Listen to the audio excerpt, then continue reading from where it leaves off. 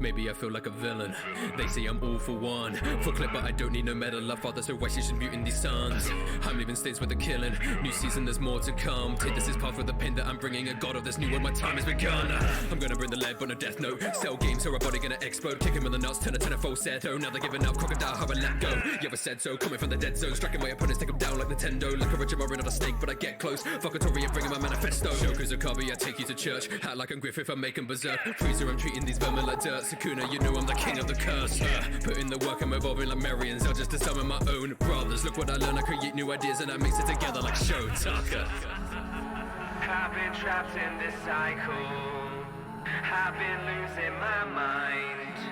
I don't mean to be spiteful, but I'm one of a kind. Keep her inside when I'm scheming, yeah. Look him in the eyes when he's bleeding, yeah. I be in disguise when I'm bleeding. Armies and legions facing my demons, yeah. I can never die when I'm peeking, yeah. Let a buddy die, he be screaming, yeah. I gotta decide my allegiance, broken and beating, facing my demons, yeah. Keep it on the side when I'm scheming, yeah. I've been trapped in this cycle. Look him in the eyes when he's bleeding, yeah. I've been losing my mind. I can never die when I'm peeking, I don't mean to be shy. let a buddy die, he be screaming, but I'm one of a kind. Make way for the step aside, flee. Your blue cannot exercise me. Stay true when you testify. We rolling through like an extra fine. Please weaponize me. Blaze like Makoto. I call it a rapper. I cover my scars. I'm burning all your fairy tales to the ground. So watch how I'm literally raising the bar.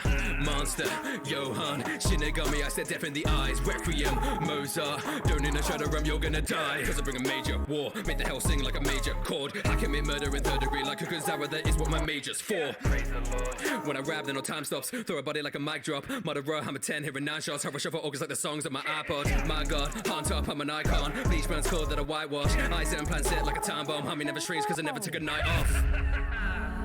I've been trapped in this cycle. I've been losing my mind.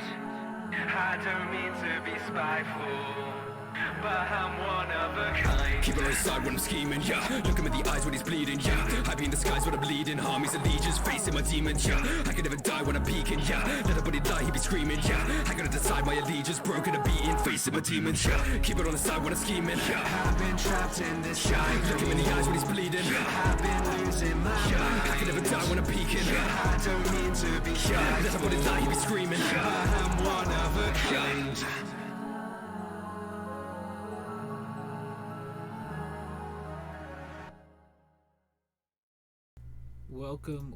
Welcome to the Anime Madness Wormhole. I am joined today with one of my co-hosts, Tacco. Howdy. Oh wow, you are loud today. Yeah.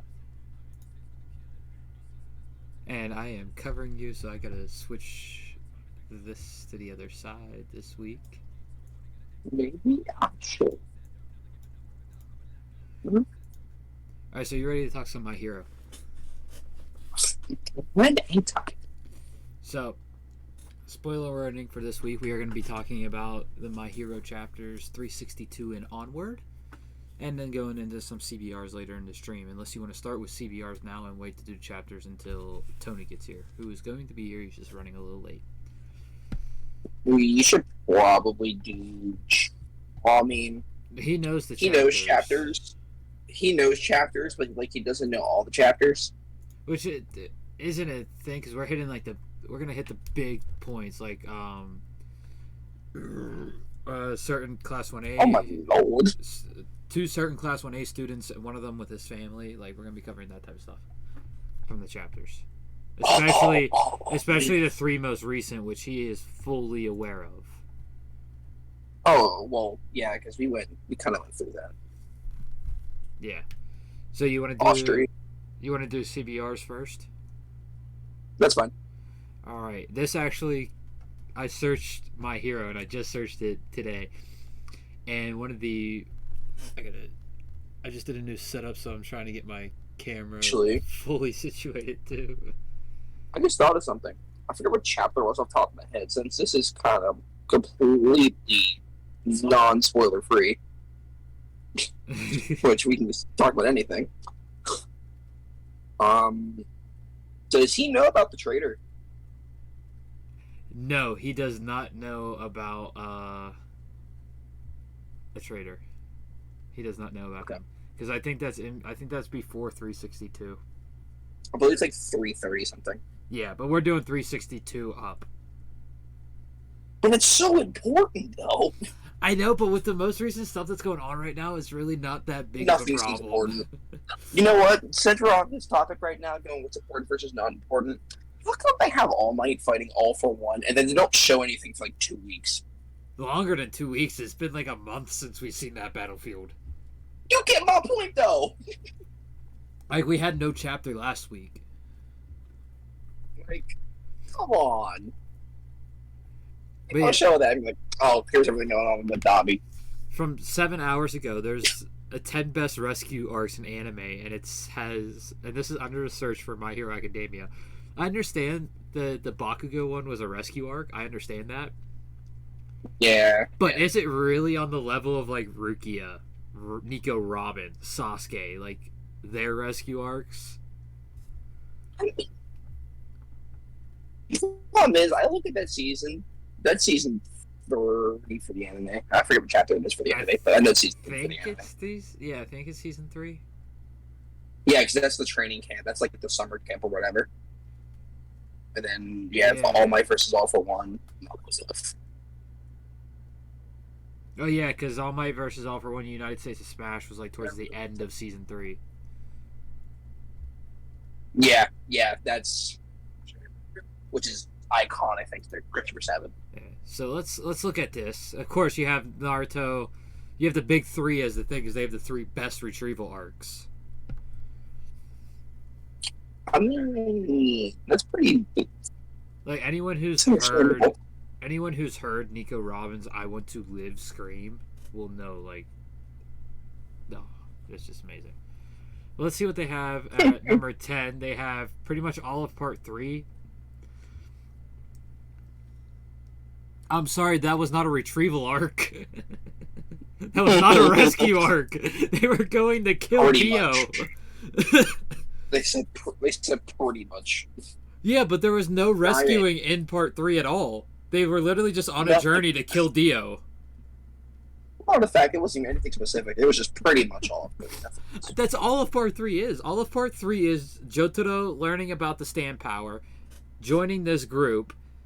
Well, it's just his grandfather Joseph, him, and then I can't remember this dude's name, the Phoenix dude, Red Phoenix dude. It was them 3. They technically did rescue the other 2, Silver Chariot and the cherry licking guy, as my computer freezes. It's just a CBR page. It knows it. It knows the article fucked up, and now it's freezing. Because this CBR page is working fine. I do not want to subscribe to your newsletter. We're here to roast you.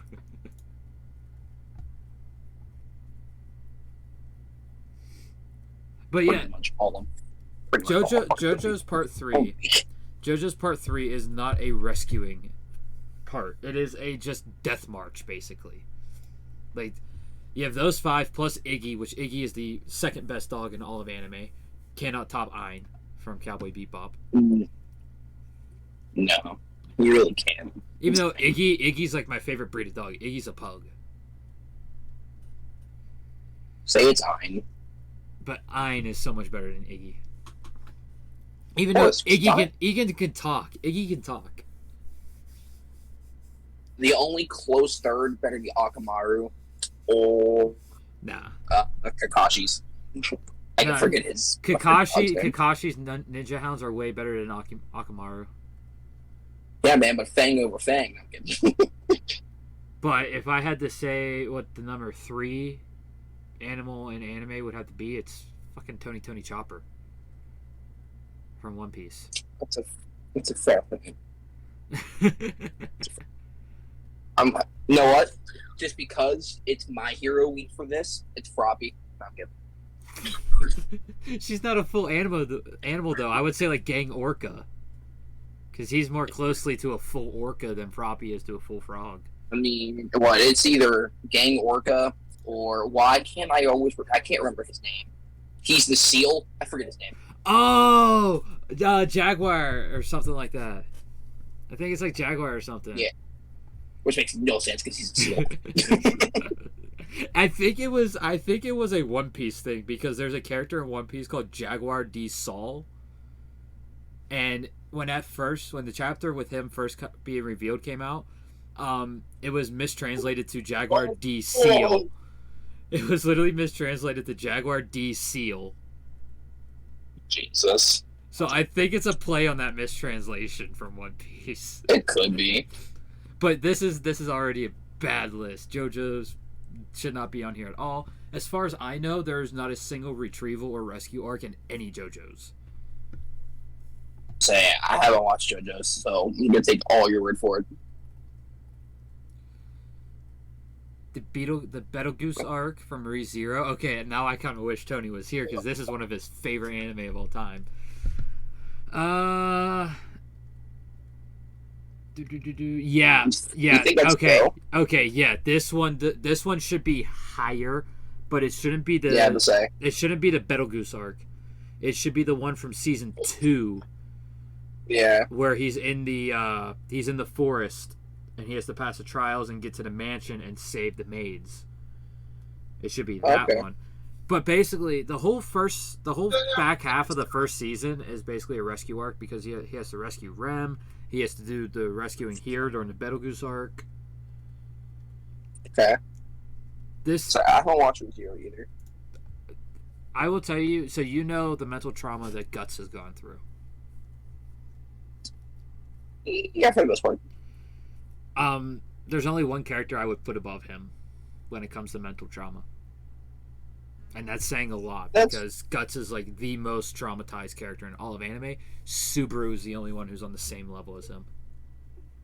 Jesus. Imagine killing yourself over 1,000 times. The only thing I had comparable to that, it was when Kakashi was getting stabbed for 72 hours. Yeah, no. That is nowhere near comparison.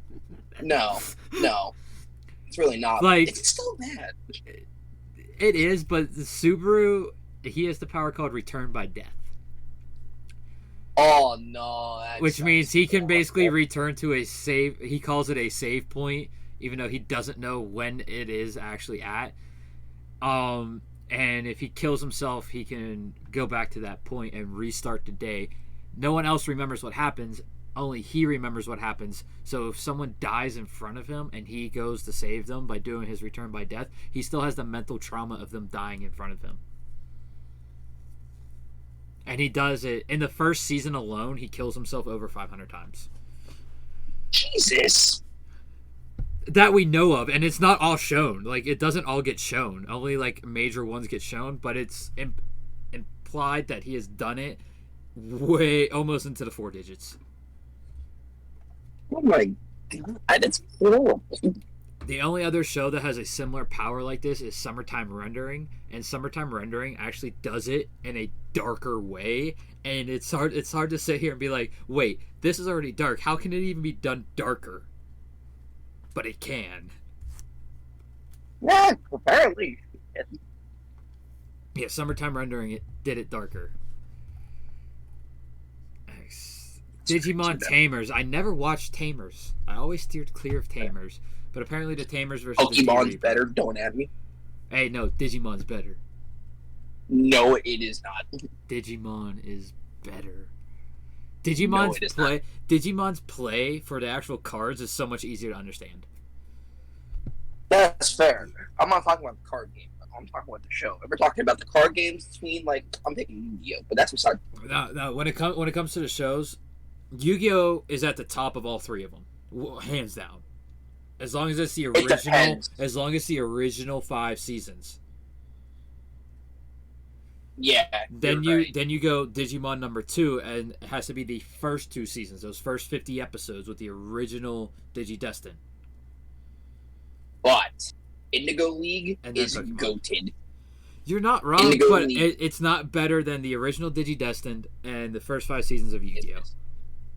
No. Pokemon is a worse show than Yu-Gi-Oh is, but Pokemon's better than. Nah, because Digimon's actually canon. Pokemon's all filler. That's fine. That's pretty entertaining ass filler. Nothing like it doesn't correspond with the games. It doesn't correspond with the manga, so it's all filler. Not in the slightest, but No. fuck, is it funny watching Meowth and Squirtle Squad. Can't forget Squirtle Squad. The Tower of Heaven arc for Fairy Tail. Now, was this wasn't really a retrieval arc. This wasn't really a rescue arc. You know what? This is. It might be on the list actually. I'm not gonna say anything. This wasn't really a rescue arc at all.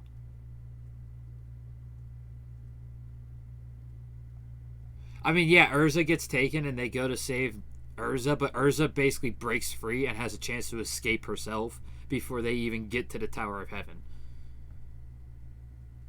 Because Urza helps them fight upwards to actually face off against Jalal. So how is it a rescue arc for Urza if she's helping them fight to get to the main boss? Like, Oh god. yeah, that's a valid point. It's not a rescue. I don't think there really is a rescue arc in Fairy Tail at all. Not to my memory, there isn't one. No, I'm trying to remember too, because I've read it and watched it, so I've taken in the media twice. I've only watched it once. I was gonna go again, but I just didn't. I mean, I guess there's a rescue arc in the 7-year time skip because you have the rest of the guild trying to rescue and find the guild. Yeah.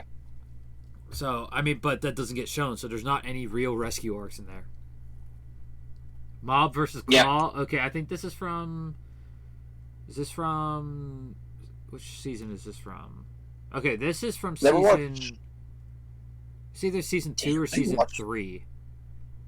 Damn, I didn't even watch Mob Psycho.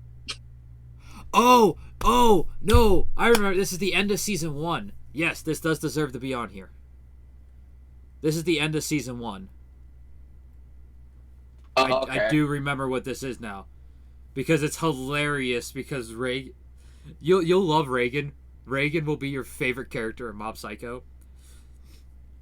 And you'll find out pretty quickly that Reagan is not an Esper. He is a fake Esper. You'll learn that literally the first time you meet him.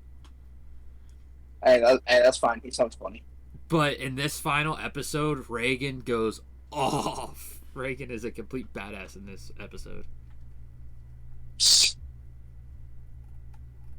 Alright.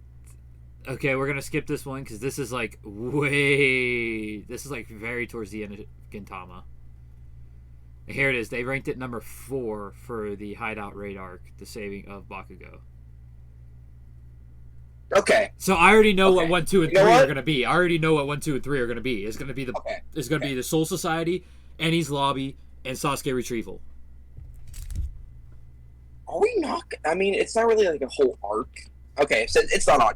This wasn't either. This was like 3 episodes. It's more than that. The fight between All For One and All Might was more than that. The actual rescuing part was not that long. It was like 3 episodes, the actual rescuing. I mean, it was still... But I'll agree it wasn't long, but it was very, very well executed. It was longer than the Mob one, because the Mob one was literally 2 episodes. See? Very well executed. I would say ReZero should have the number 4 slot, though. And I would say give My Hero the number 5 slot. Yeah, I agree with that. No, this is already wrong. Eni's Lobby should be number 1. Okay. They have Eni's Lobby at 3. I guaranteed the Sasuke Retrieval arc is going to be number 1. Oh, guarantee it. Guarantee it. It should go Eni's Lobby, Soul Society, Sasuke's Retrieval. Is what the order should be. Sasuke's Retrieval is so good, though. Yeah, but it's so good. But here's the thing, though. Honestly, and Bleach actually should have number 1, but the emotional impact for One Piece is what gives it that number 1 spot for me. And then you have Bleach. You have the reveal of Bankai for Ichigo. You have the image that's on screen right now with him literally blitzing Byakuya. And then you have the introduction of the Hollow Mask. all in one fight. But so much happens. Then you also have when Ichigo finally rescues Rukia and stops the million Zanpakuto Firebird. That's fair. Twice. That's fair. And he breaks the what the hell is it called? It's not a Senkaimon because that's a Heaven's Gate. That literally translates to Heaven's Gate. Sokyoku. He breaks the Sokyoku stand. Oh, never mind. Like, that honestly, like, Bleach and One Piece should be, like, number one. And then the Sasuke retrieval arc should be right behind them. Don't get me wrong, it's still top 3 rescue arc, but it's not better than the other two. Sasuke retrieval arc, so much happens. I think the best part of the Sasuke retrieval arc would have to be the Rock Lee Gaara fight against Kinemaro. The return of Rock Lee. Not just any Rock Lee, though. Drunken Master Rock Lee. Drunken Fist Rock Lee is the best Rock Lee. 100%. And then Gaara showing up to support him. Best fight, oh my god, great. Best moment of the entire retrieval arc. So good. Do you actually know? There's some standouts. Some standouts from Choji. What like Choji. What number fact did Sage put into the Discord earlier for Naruto? Was that 4543?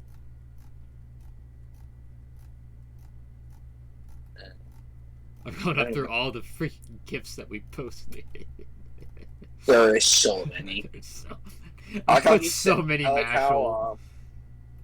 I like how you put the Naruto crying, so I put Sasuke laughing, then he put Itachi perched, and my response was tombstones. Yeah. No, the funny thing is that's the Naruto crying after he finds out Jiraiya dies. That's him sitting on the bench with the popsicle melting. Even better. Okay, so Naruto fun fact number 4,346 is what this one I'm about to tell you is. Neji, the pain one? Neji, that 4345 was the pain one. 4346, Neji was supposed to die in the Sasuke retrieval arc. Yeah, 100%. In his fight against the spider dude. In his fight against the spider dude, he was supposed to die. But since he was such a fan favorite, he was like number 3 in the character pools for the longest time. Like it went Naruto, Sasuke, him. And then like Naruto, Kakashi, him.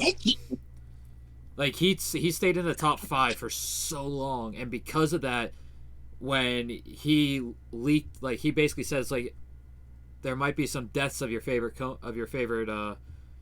shinobi in this next arc, and everyone was like, if you kill this character, it's basically like how Horikoshi got death threats on Twitter for saying Deku was straight. It was kind of like that same thing for him saying that certain members of the Konoha 12 were gonna die. Sorry, it reminds me of the whole Vegeta thing. If you know that whole story, Vegeta. Yeah. So welcome, Tony. Yeah, hi, Tony. We just finished our first CBR list. We figured we'd do that first. All right. Since you weren't here, we were doing. It showed up. I just searched MHA and it was rescue arcs. And they have the Bakugo rescue arc as number 4, and I'm like, no, I do not agree with that. Okay. Of course, the number 1, I feel like is a good pick. The top 3 is the big 3. You have the Sasuke Retrieval, Soul Society, and Eni's Lobby. I think it should go Eni's Lobby, Soul Society, Sasuke Retrieval. Yes. Just because the emotion is there in the Soul Society and Eni's Lobby. There's not much emotion in the Sasuke Retrieval one. I mean, okay. One, we think Choji's gonna die. Yeah, he was another character who was supposed to die because he ate the red pill. Yeah, we all thought Choji was gonna die. Choji and Neji were supposed to be dead. I agree. You get the hype return of Rock Lee, plus Drunken Fist Lee. Then you also get Gaara going to help Lee. But here's the thing. When those chapters were coming out, Kishimoto put out a new statement saying, yeah, I didn't kill anyone. And then it lost all its emotion that it was going to have. Yeah. Shouldn't have happened. He Honestly, should've died. I'm not a fan of Choji. Choji dying in that arc, I would have been fine with. Literally, he brings nothing. He Not doesn't a really fan. bring much to later episodes or later arcs. No. This dude becomes a fucking butterfly in Shippuden. I'm just like, I don't need any of this. He could have died during the retrieval arc. Well, Excuse me? that is his What? actual. That is the actual family jutsu, though. You a butterfly? It's A whole butterfly telling it's part of his expansion jutsu. It's part of the expansion jutsu. It's not the easiest thing to describe. Okay. It's wonky. Here, I'll describe it real quick. It's fucking stupid. Yeah, pretty much. Perfect. But he doesn't bring much to the war. He doesn't bring anything to Boruto, really. His daughter doesn't bring anything to Boruto. Wait, he's in One's in the Boruto? family. They're all fucking useless. He married a random chick from the Hidden Cloud. I see. So he's been dedicated background character since Inception. All right. Yup. Shikamaru has a much more reasonable outside the village marriage than Choji. Facts. Because Shikamaru liked, like Tamari and Shikamaru, the way their personalities are, they're like this. They're both tsunderes. So I have a feeling when they were doing that when they were planning the Chunin exam together, they both had feelings for each other, but did not want to admit it. Mm-hmm. I'm on the fact the contrast is so funny. Plus, The I love contrast this. is I love the scene. There's this one scene in Boruto where Tamari tells Shikamaru and Shikadai to do something, and Yeah, they get the inner that was a lot of monologue. They drag. get an inner monologue where they're both just like, "Oh, what a drag," and she just busts out and goes, "I know both of you just thought what a drag just now." Oh yeah, we read that, didn't we? Yeah, we read that one. That was hilarious. Oh, They're the same person. You tell me he's his son? No, he's actually just him again. they are close. The Oh, only yeah. thing different is Shikadai has Tamari's eye color. That's it. Yep. He just chose to reincarnate while still being alive. He just chose different eye color. Shikamaru's that's just fine. that smart. Hey man, that's fine. I'm Shikamaru is goated. I'm totally skipping this one because it says My Hero Academia's anime desperately needs more filler episodes. No, never say it No, it needs does more not. filler. Like I I don't. think the filler episode. Does it even have filler episodes? It has a couple. Not many, but a couple. With more and more anime opting for sweeping seasonal releases instead of weekly schedules, filler episodes are becoming less common occurrence. This might is a be good thing, just as actually. well as have contributed to the bloating classic stories that might have otherwise been more concise running some fans of the impressive experience. However, filler episodes also have the potential to be great, evidenced by Kakashi Hakate's Anbu arc in Naruto Shippuden. Okay, that Anbu arc was not filler, it was anime canon, it was stuff that Kishimoto didn't have time to put into the manga. If these people would just research these things before they actually made articles about them. And in Kakashi's story, one of the light novels, it literally tells this. And all the light novels are canon. Jeez. Okay, Sailor Moon they already did. They made a whole new Sailor Moon Crystal and got rid of all the filler. Sailor Moon's filler was god-awful. Yeah, aren't you looking It's at like this? Sailor Moon had filler. The original did. Okay. Crystal is the newer one. I would not even bother watching the original. Just watch Crystal. It's 39 episodes, and it's going to be 4 movies total. And the original Sailor Moon was 197 episodes. Bro, it's like, how do you even do that? Okay. How do you even make that much? Froppy has gotten the right amount of character development. Is it? I don't like Froppy either. It says My Hero Academia has developed Froppy's character in filler episodes. They have. What? They kind of have, if you think about it. What filler episode? Okay, so do you remember? I think it was season 2 for the anime. They're It's during doing their it's- internships. Okay. Yeah, Oh god, this article it's not a filler episode. It's not. it's technically It's- not. But it's anime they canon. might consider it because Midoriya's not shown. Yeah. Well, then 'cause Midori all is not shown. then the 5 volumes of My Villain Academia are all filler. If you're going off that logic, Right? Exactly. This is Horikoshi wanted to go more in depth with each of like the main hitters of Class 1A and their internships that he couldn't Which is fit a into better the choice. manga. And he contacted Studio Bones himself and says, "Hey, here's what I want to do. Can you make it into an episode?" And Studio Bones delivered. It's canon. Oh wait, I hate there when people... is there. I think I thought of a filler episode for My Hero. I know there's one guaranteed that I already know. It's the beginning of season 3. It's when they use the pool for what is it? Conditioning training or whatever. And then like the main focus of the show is Mineta and Kaminari. That's one filler episode. How would filler episodes fix the pacing of My Hero? The pacing is fine. It wouldn't. The manga is a full season ahead. The pacing is clearly there's too much content happening too fast. We have to slow it down by throwing in random filler. The anime this is not Black Clover. The anime is a full story arc behind, for one. For two, they take 2 years. They take 1 to 2 years off in between seasons. This isn't Black Clover. They're saying because of the urgency added to the Lady Nugget fight. I mean, that was a good fight though. They're saying it was an epic fight with Lady Nugget. In the manga, it wasn't that much. It was maybe a chapter and a half.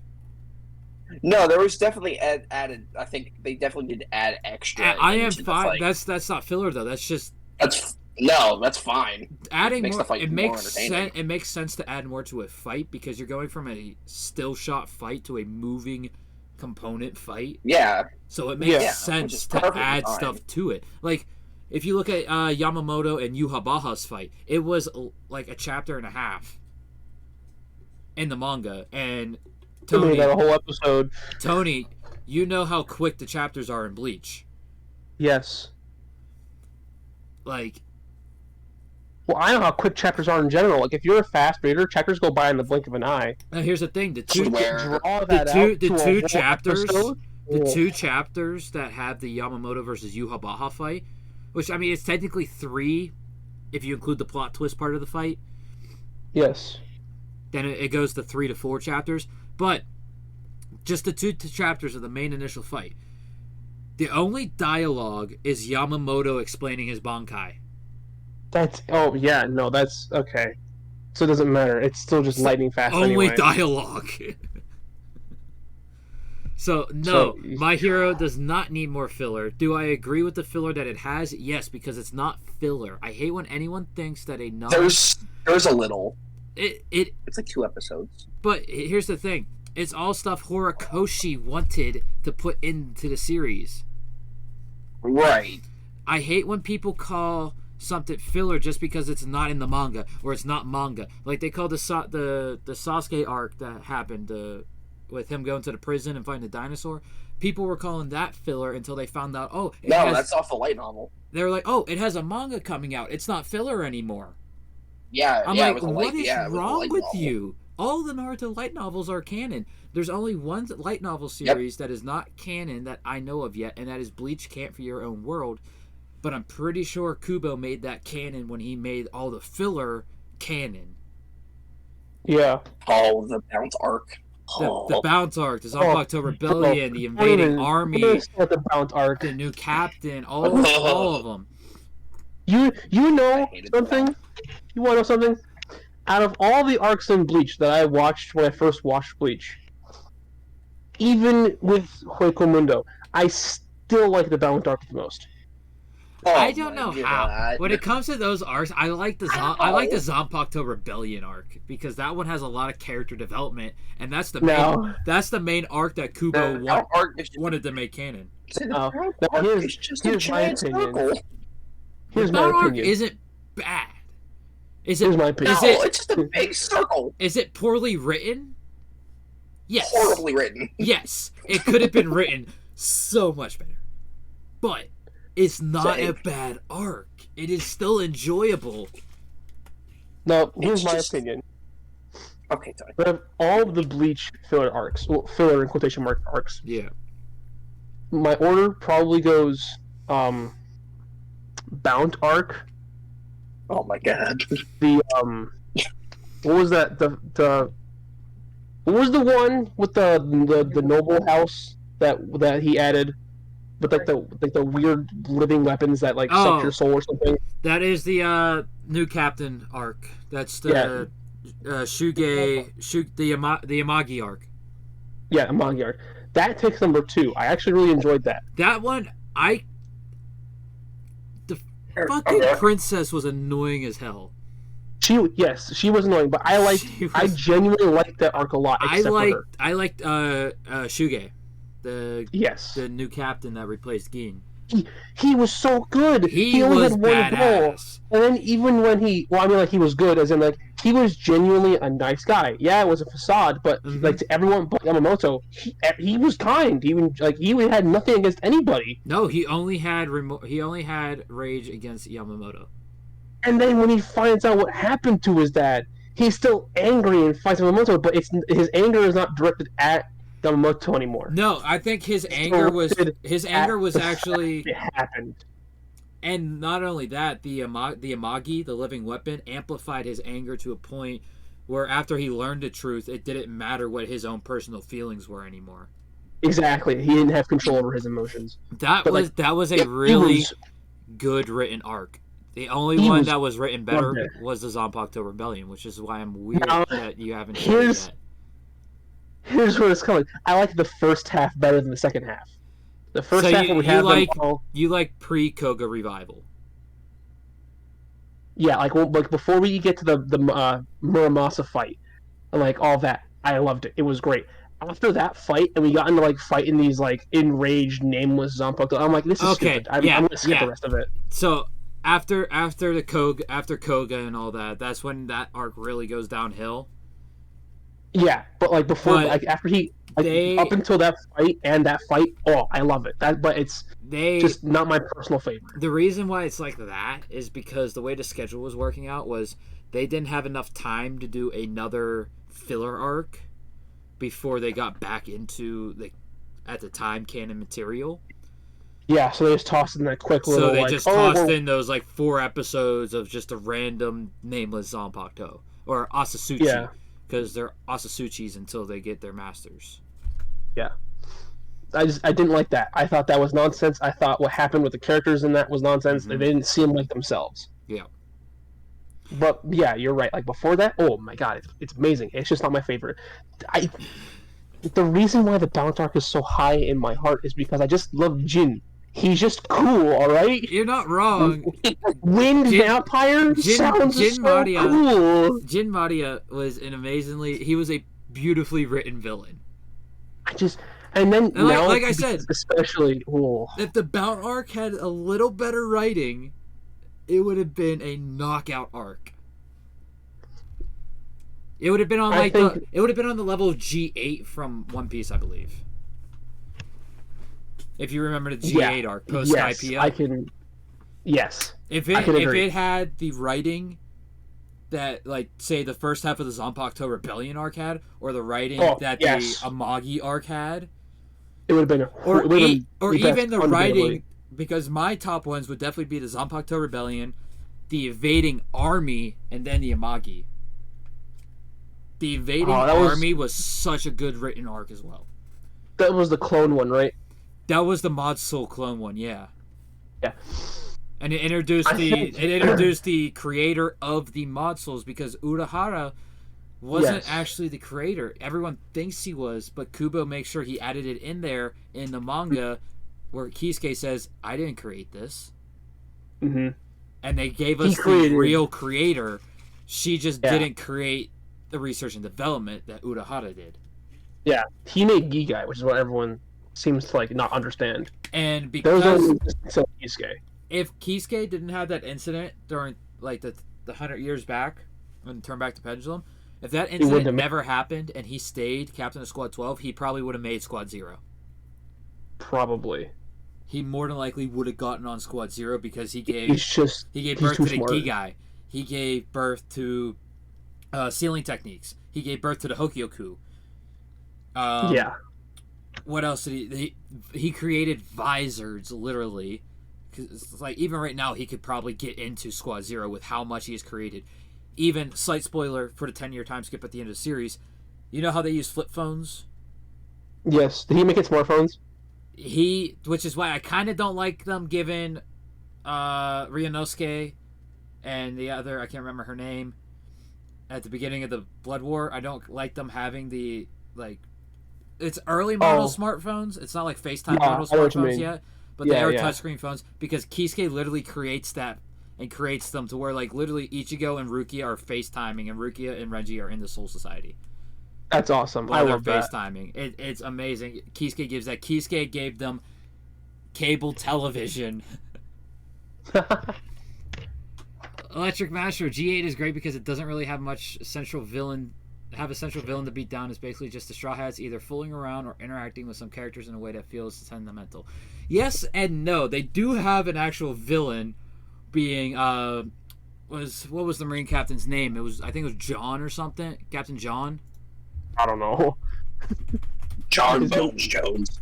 It's been way too long. I'm looking it up That right is- now. Okay. But they also So anything One Piece related, I'm clueless. They also in the GA arc, they made it so perfect to where it's literally they're falling out of the sky from Skypiea. And instead of falling into some random place and then wandering the Long Land, they fall into G8, and it's beautiful the way that they do that. Plus, it gives that a little more emotional impact of like, oh crap, the Mary's going soon, because it shows more existential damage to the going Mary. Yeah. Where is it? Yeah, Sanji and Luffy are in the kitchen goofing off with the Marley brother, impersonating as the Marley brother cooks. And Sanji is flirting with and trying to impress Jessica.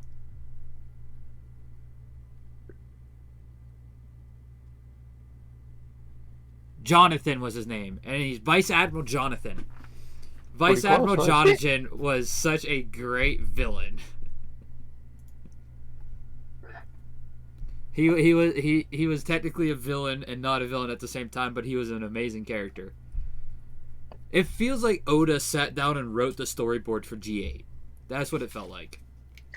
Well, maybe Oda does write the story, like the storyboard for the fillers. He just doesn't put it in the manga because he's too busy writing the actual manga.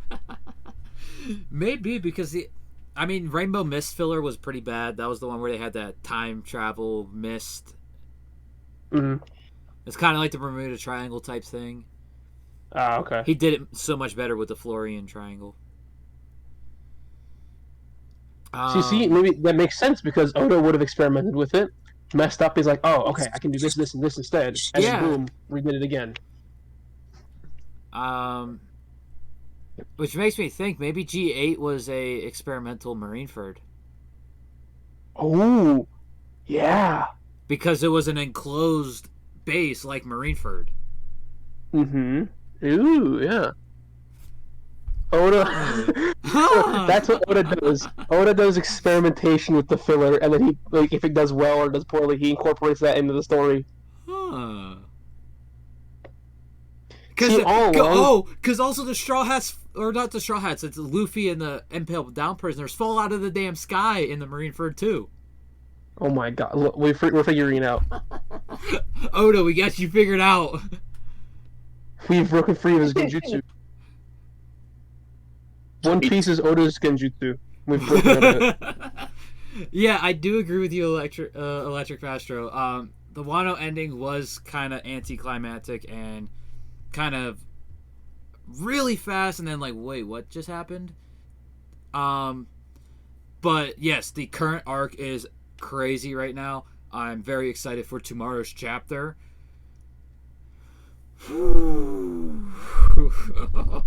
I think Tony is also excited for tomorrow's chapter as well. It's going to be so good. Finally seeing something happening. I know Taco's excited for tomorrow's My Hero chapter. That's a fact. That's going to be good. I'm also excited for it, but I don't think it's going to beat out the One Piece chapter. Probably not. We don't know though, because the thing with Bobby happens. You know what I'm was sorry. revealed last time? I'm sorry, Taco. No, but I don't watch One Piece. the way the last 3 chapters of One Piece have gone, there's nothing My Hero could do except kill Deku for it to be a better like. And I'm not saying kill Deku as like, yay, get Deku the hell out of here, but like, you know, like the emotional and God. everything, just like in chapter 362 with Bakugo's incident. Something like that would have to happen on a much grander scale than Bakugo's for it to even come close to what One Piece is putting out right now. Oh, what we need to see in One Piece is literally like 8 important characters dying to match, like for because you figure we're getting the what happened at an arc that was happening 6.5 years ago in the manga. We're getting what actually happened there, and we're also getting the identity of like one of the main villains of the final. The villain was introduced like 14 years ago, and we're finally getting their identity. Probably, hopefully, I don't know. It's crazy. Yeah, it's like the only way My Hero stands a chance is if like they do something massive, like absolutely. There's a chance. Bro, we're gonna find out that this is completely unrelated. This is very fake. That Shigaraki is somehow Deku's dad, and like it's fire versus some battle in the end. Yeah, it's basically something like that. Like we need some major plot twist like that for it to be even close. Yeah, Electric Maestro, Momo and Kinemon were in the story way too long. I think they were in the story for 15, 16 years.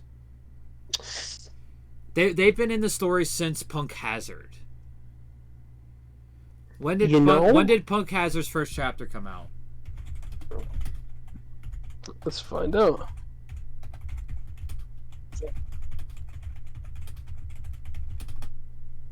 Oh yeah, it's been like 10 years. Holy crap! Yeah, it's been 11. It's been 11 years. Kinemon in 2012. Yeah, 11 years they were in the story. Kinemon should have died in Wano. When Kinemon had that second battle with Kaido in the first floor attic, Kinemon should have died. There should not have been the ass pull with Law's power keeping him alive. He should have died. It would have made the end of Momo's character arc that much better. Back on topic to My Hero Academia. I don't think. Are you sure there's a live action My Hero? I don't believe that. I highly doubt that. So, I mean, apparently it's a Netflix one. Yes, really we're gonna have our average. Don't give Netflix too much hate because Netflix actually gave most of the reins to Oda for the One Piece one. Yeah, but this isn't One Piece, this is My Hero. I know. Oda did the character castings, which is why I don't understand why people are getting mad with the casting of the characters. Oda did all of it. All the characters had to be vetted through Oda before they could be casted. I hope Netflix doesn't pull a usual Netflix thing and make the high schoolers literally giant people, like not even close to their age. Okay, yeah, this is basically fake news. Apparently, an alleged live-action cast list was leaked online. Oh, of course, yes. I love it. A parent. Tom Holland's Deku. Oh my god. Who? Spider-Man. Tom Holland about to be Deku. I would actually hate that. If they make Tom Holland Deku, Tobey Maguire better be All Might. He better. Here. Fucking Andrew Garfield, whatever fuck his name is, the second Spider-Man. Yeah. Whatever his name is, better be Aizawa then. You'll get your quirk when you fix No, his no, door. you gotta make him Night Eye. Oh my god. Electric Master, thank you for the follow. Nah, you gotta make Andrew Garfield Night Eye. Nothing less. Yeah, you're not wrong. I feel like Electric. Andrew Garfield would do better in the Deku position than Tobey Maguire.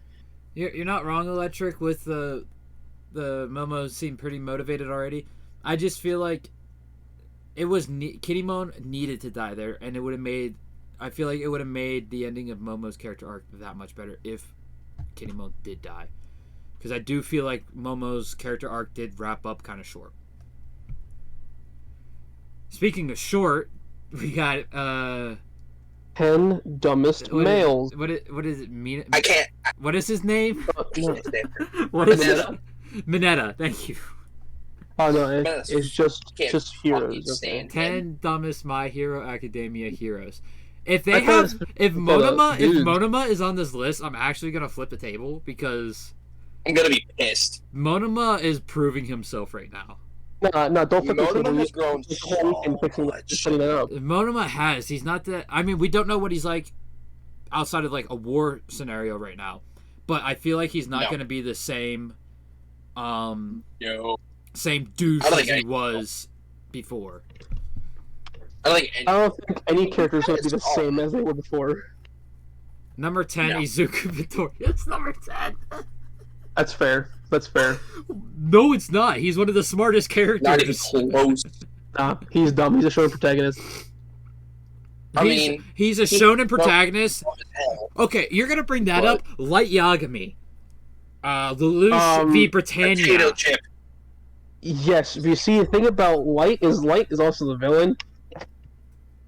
Okay. And L. He has a point. L. L? He's not the protagonist, though. It's basically a duo He also has protagonist. Him and L and Light are basically the protagonist of the first That's season. true. Of the first You season. are right about that. But then again, then please tell me, Lelouch v Britannia. Lelouch is also too smart for everybody. Okay, I take back the shonen protagonist thing. Ichigo. He's Okay, listen here. Ichigo's definitely not the brightest in the bunch. Don't even... No, Ichigo is top 10 in his class. He's not stupid, but my guy can certainly be smarter. No, so he's And I don't mean not academically either. I he's mean, not like, stupid. He doesn't have what is the word I'm looking for? He doesn't have a full head of common sense. Like, he does have common sense, yeah, but he's not a full head of common sense like Shikamaru. yeah. Not in the slightest. With My Hero Academia, I kind of fell off of it after a while. The characters just don't seem to have a compelling enough chemistry to me, which is a major draw for me to keep being invested, at least with the shonen. You're not wrong. I think you have to get at least to season 4 of the anime, the overhaul arc. That's when the chemistry starts to really get set in with the characters, and especially with what's happening right now. I'd say the end of season 3 as well. Yeah, basically the All Might One for All fight onward is where the chemistry really starts to click with My Hero. Yep. It's a little bit of a crunch to get there, but it's not like, say, like Gintama, where it takes like 70 episodes to get a good click with the What chemistry. are you talking about? If you don't like Gintoki off the rip, just don't even bother watching it. He's clearly not your show. So I was using that as an example because, like, in the 70s is where, like, the plot of Gintama actually starts, and things like the chemistry and the bond really start to coincide together. Like, don't get me wrong, Gintoki, Shinpachi, and Kaguya click, and their chemistry is tight off the rip, but it really comes into fruition when the plot really starts. That's fair. Deku being timid and Bakugo basically being a bully to him basically didn't help me. Okay, so with those that's a two big character change. traits, you have to get to season 4 and beyond, and Yes, you will see the absolutely. difference as each season. Yeah. As each season goes, you will see Deku slowly start to lose his smile, and his crying will decrease so much so quickly. And then Bakugo, you learn why he was a bully. and why he did the things he did. And No, I have you to will also have a give complete Electric 180 Master. on you will have a complete 180 on your thought process of Bakugo towards Deku, Are you a fan of especially in Dragon season Ball, 6. sir? Because you can't, if you say you're a fan of Dragon Ball, you can't say you dislike rivalries because it's literally the thing that drove Vegeta and Goku. Yeah, it is a rivalry between Bakugo Yeah. and Midoriya, and a certain moment in season 6, literally, you'll be like, wait, who did that? That was Bakugo? No, you're kidding. That was not Bakugo. It will make you start thinking that.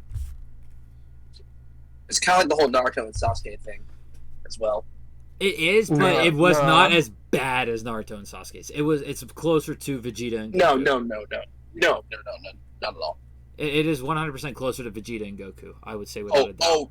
Completely. I wasn't saying like, oh yeah, it's kind of close to it, but like how it was a big thing between the two, like Shippuden and stuff. Yeah. Yeah. But you have to remember, know what it meant. Sasuke was an actual villain during that too, to where I Bakugo was never an see. actual villain.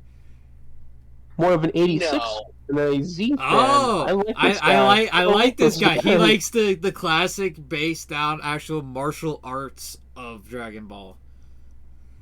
Yeah, I do like the 86 one more than Z as well. I do like just the I do basics of the martial arts. I I like- can't say I do.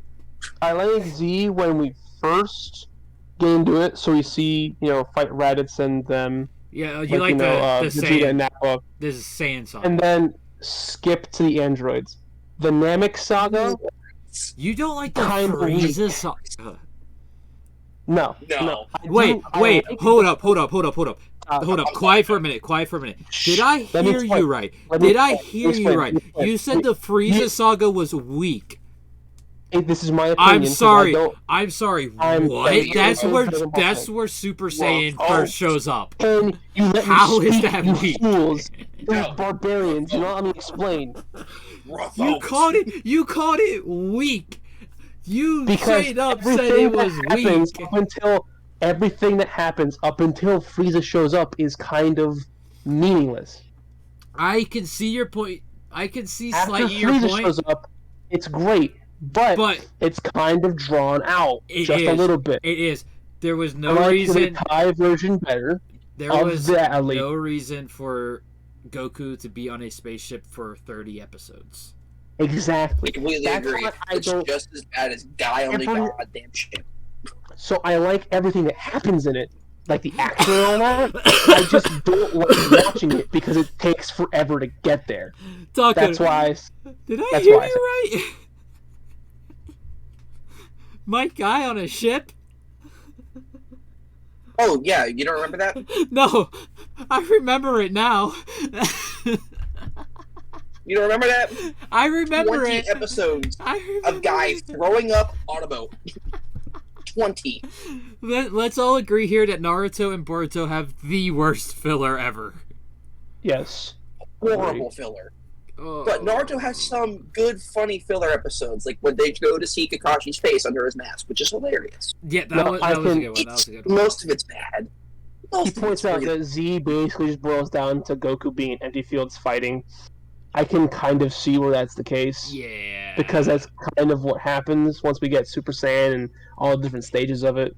After, I would say, after the Cell Saga, it just literally just turned into. I mean, even during the Cell Saga, it was literally the same thing. Just, oh, Training, there's a strong fighting, guy. Go Super training, Saiyan. Oh crap, fighting, Super yeah. Saiyan didn't beat him. Train to go higher. Okay, Super Saiyan 2, Super Saiyan 3, Oh, yeah, Super Saiyan God, remember. Super Saiyan God, Super Saiyan. It's very Well, repetitive, and it's to defend the Cell arc, the Cell Saga. no. I like the Cell Cell Saga. It's did it's the best one Well- in Z. Yes. Say Blue Saga's pretty great though. Boo Saga's not bad. But I think what carries the Boo Saga is Boo. Yes, absolutely. Kid Boo, Kid oh Kid my Boo. god, Kid Boo carries the Boo Saga. Kid Boo, Super Boo, all of it. But you see Can't what you see what I'm stand getting. Boruto. It's like the only shonen where it's literally a carbon. Other than I would say Demon Slayer is the other one that does this. It's just carbon cut for each fight. It's the same thing for every fight. The only time that Demon Slayer actually strays from that is the Infinity Castle arc, the final arc of the series. Yes. But it's not like where Bleach, where there's so much more stuff on top of just the fighting and powering up. One Piece, so much more lore on top of it. Even Naruto has more lore on top of it than Dragon Ball does.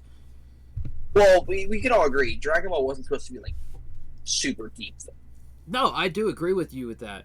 But people who would put it on a pedestal above certain ones, I can understand that some people have their niche for they're just fight and get it over with. They prefer that better.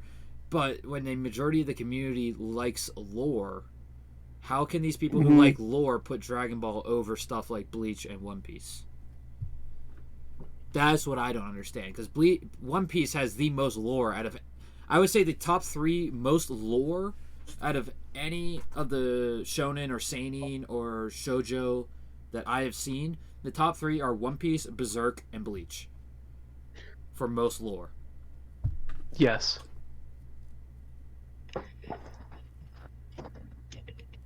Which reminds me. I agree. I can't say that. Never mind. Why? That's no, literally you can say anything you want right now. Nope, because it's literally spoilers to everybody about what happens in the current unreleased Tankobon format Berserk chapters. Oh, are you caught up fully in chapters? I'm not caught up fully in chapters, but because I've been watching a lot of Berserk content recently, I got a little bit of spoilers as to what happens. Oh boy. I know there's not many arcs left. There's like 2 or 3 arcs left. We just finished Fantasia arc, which would have been the world being combined into like the astral planes and all that. That just finished when we got to where I saw, which was I think chapter 372, I think, somewhere around there. Mm-hmm. We're entering the final arc. Yeah, there's not much left of Berserk. It's either the last saga or last arc. I think it's the last saga because I think he said that he was going to be doing 2 or 3 story arcs and then it was going to be finished. Yeah. But I don't think they're going to be Miura's friend long ones. Mm-hmm. But we can all agree that Midoriya does not deserve to be on this list at all. No. He's one of the smartest characters in the story. He is. He could use a little more common sense, because then the whole latest anime arc wouldn't have happened. But I don't think that was a lack of common sense. I think that was more on the lines of it could be slight common sense, but it's more on the lines of I want to protect all these people and they are targeting me and they can track me. So if I want to protect them, I need to be away from them. Mm-hmm. I feel like he took it from like I said, it does. He does have high common sense. That thought process was a little lower on the common sense bar because it was more logical. Well, okay, so the reason why I say it lacks common sense because if he truly thought about it, he didn't have to bear that burden alone. He absolutely did not. You're not wrong. And it literally gets shown. It gets shown at the end of the arc that he didn't have to bear it alone. That they were all willing to bear it with him. He didn't. Yes. He knew he didn't have to. He knew he did not have to take it on alone. But to keep everyone else safe, he knew he had to take it on alone to keep them safe. I mean, like you see what's happening. You see what's happening in the current story arc right now, where all of them are there. Yes, that is stuff. There. They're all fighting with them. That is stuff. Like you saw by Deku's reaction to Bakugo's body when Deku showed up. That is something he wanted to avoid. Yeah. And he knew he would avoid it if he didn't involve them.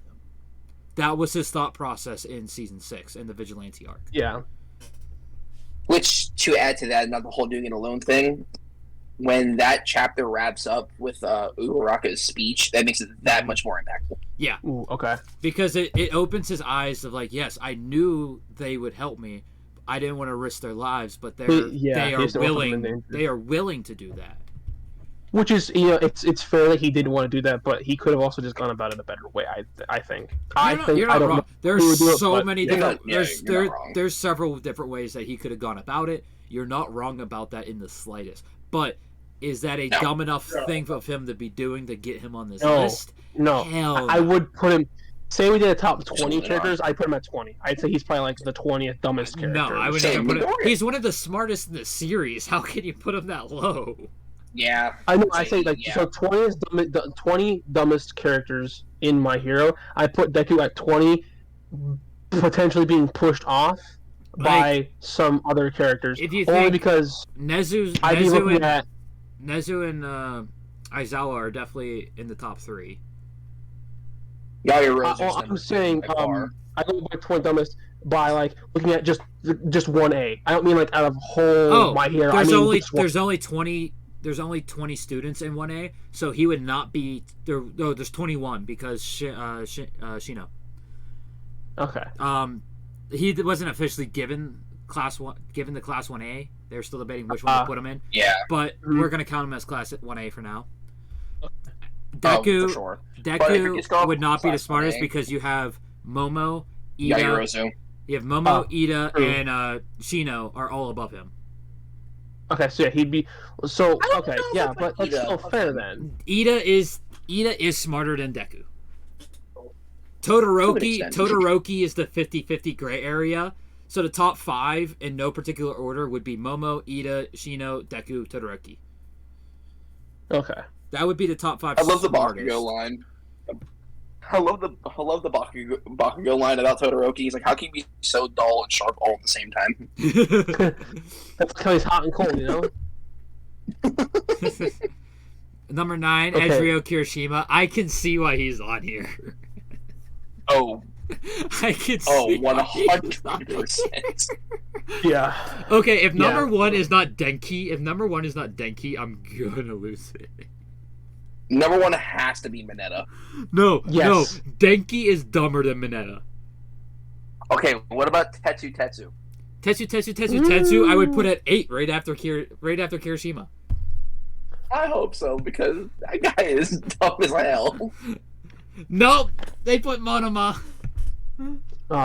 He's not That's dumb. disrespectful. He's just arrogant. That's disrespectful.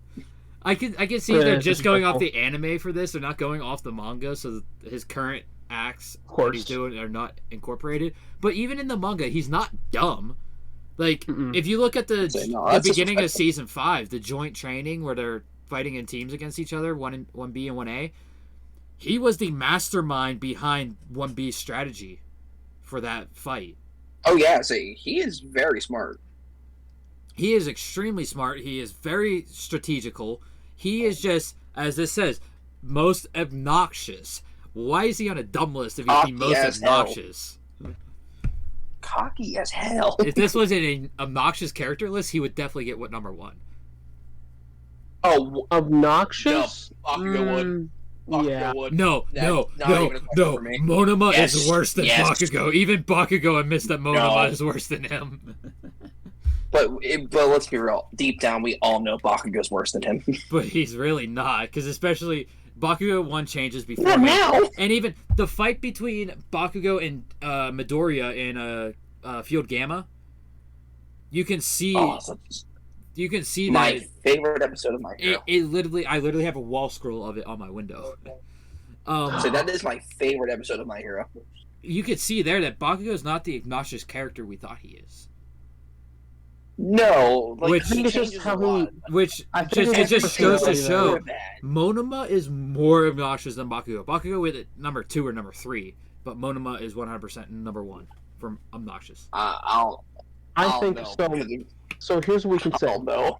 When Monoma is introduced, he is more obnoxious than Bakugo. But if we look at Monoma versus when Bakugo was first introduced, I'd say first Oh my introduction of Bakugo is probably still worse. No, I think He tells Midoriya in the first episode to go kill himself. you're Come on. you're not wrong, but Monoma's introduction, Come Bakugo doing that to Midoriya was like, oh, this guy's an asshole. That's what I thought. First episode. When Monoma first gets introduced, I'm like, get this guy off the screen, please. Go kill your That's like leave Monoma. That's how I I'm just felt gonna take a about Bakugo. high dive. When I first saw Bakugo, I'm like, oh my god, get this guy off my screen. He's just Vegeta, but worse. I'm glad my reaction was completely different than yours. Mine was like, I love this guy. He's my favorite. Well, your favorite is I- probably Vegeta as well. It is not Can I actually. show my Vegeta? It's There he Future is. Trunks. It is not. There's Vegeta right there. No, my favorite from Dragon Ball has probably grown into like Beerus like by now. Beerus? Really? Okay. Oh yeah, Beerus is great. Do I even have It's a pretty favorite? good. Do I even have a favorite? I would have to But- probably. I'd have to say Whis. Fair. See, fair pick. regardless, Fair pick. it's the duo. I would. There's really not many characters in Dragon Ball that, because when I pick a favorite character, it's someone that I tend to pick who I resonate with, like Say, One Piece. I love Goku Zoro. to death because it's Goku, but like, Yeah. I mean, Goku's Goku and But Goku we go does for- Goku things. Yes. exactly. I say my favorite character is not necessarily one character on its own. It's a trio. It's the androids. I just 16, 17, I- 18. That's fair. Yeah, That's I love fair. them so much. 16 is my favorite of the three. Unfortunately, he dies in the Cell Saga. But I just enjoyed them so much. Yeah, because if you look, my favorite character in One Piece is Zoro. My favorite character That's in fair. Naruto is Shikamaru. That's a great pick. That's definitely a favorite Great pick right there. Bleach. Great pick. Bleach is so hard to pick a favorite in. Mine was pretty easy to pick a favorite. What's your favorite taco? Hitsugaya. Oh, a kind of basic pick. Okay, I would have Basic. I don't care. I would have to say He's great. that's fair Kisuke. though. I would have to say Kisuke. Kisuke. It's slightly. It's not as basic as Hitsugaya, but still just a tad basic. But mine's not the reason that other people pick him as his favorite. Mine is Oh, because of his. No, yeah. It's hard because I would have to say it's between Kisuke, Shinji, and Aizen. Which those are all fair picks. They're all fair picks. Just Even one that's when people- grown yeah. on me because of me reading Can't Fear Your Own World. This character has grown on me. Is Shuhei. Shuhei's. I'd say that's a pretty based pick if you had him as your favorite. But it's not because of what for I all know he's not. for Shuhei, Shinji, and Kisuke. It's their bankais. hmm For Aizen, it's Aizen. Just Aizen existing, so part of the plan. Because if you look at Haikyuu, you know my favorite character in Haikyuu, Tony. Tacco, do you know who my favorite character in Haikyuu is? Forget.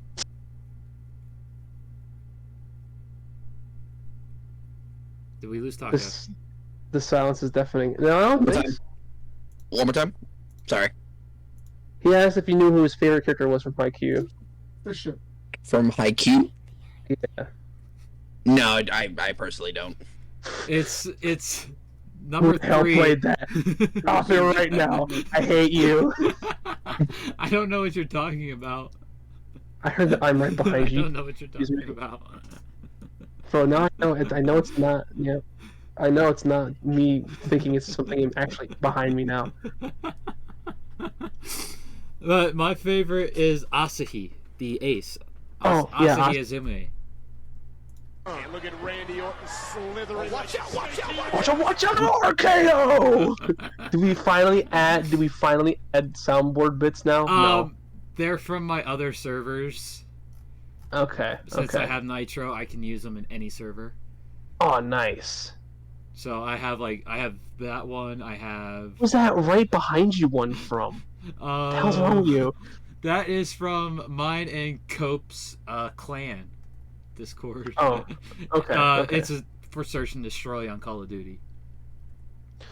Why would you ever play that in the middle of a match? That's gotta be terrible. Oh my god. Bro, I would hate that. If I'm just like trying to play it, I hear someone do that, and it's like, stop! That's the point. I'd panic and just stop the plant. And of I'd literally course- just run away. That's all. Nah, the other one's just better. Bro, all I can think of is just the latest Black Ops video from Venos. That's all I can think of Wildcat. Oh god, I haven't watched that video. Oh, the latest Black Ops one? It was the one where they played the Breaking Bad map. I haven't watched it. Oh my god. Wildcat literally spams that, and everyone's just laughing at that. Of course, he doesn't actually play that in that video. It's a quality clip. Let me see. Now that's a classic. Classic. So let's see, how long ago was it uploaded? It was... But we can agree Monoma doesn't deserve be on this list, correct? Yes. 3 weeks ago he uploaded that. Number 7. Somebody called Discord soundboard's a mistake. Hanata Seto. I have to see what they look like to remember the character. Tape guy. Okay, I can see it. I can see it, but we don't thought get he it. should We be- don't get enough of him to really see. Yeah. I also have this one. Oh, yeah. I don't know. Did we lose? We lost Tacco. Did we lose Tacco? Yeah, we just did. Oh no! Quickly, while he's not here. So there are currently 365 to 373 are currently not in a collected volume. They're going to be released September 29th this year. Mm-hmm. That's when they're being dropped in a volume. There are quite a few things that are revealed in these chapters because I believe, I believe we get to volume 39. The end of the middle of that is, I believe, when we get to Elfhelm. And that's the whole goal of them leaving. Yeah, because I know through volume 41 was all Mura. Yeah. I think 36 through 41 had Studio Gaga assisting on the art, Yes. but it wasn't full blown. They were labeled as the art. They were just assistants, like the studio, Mhm. like people from the studio. I want to read the next volumes so bad, but I'm waiting till I get back, and I'm waiting till volume 14 is released to buy the next two. Volume 14 is the final Mura one. Yes. And like I think I told you this before, Dark Horse is no longer going to be publishing it, and it's going to They're have gonna be dropping it. It's going to have a whole new leatherback. Yep. There are a lot of things that are revealed once we get to Elfhelm. Quite big things as well. I bet there are. And there's another not good moment happening. There's another sad guts moment. There's a lot of those, but this one, I don't know the details of it yet, but it hurts me to just think about it.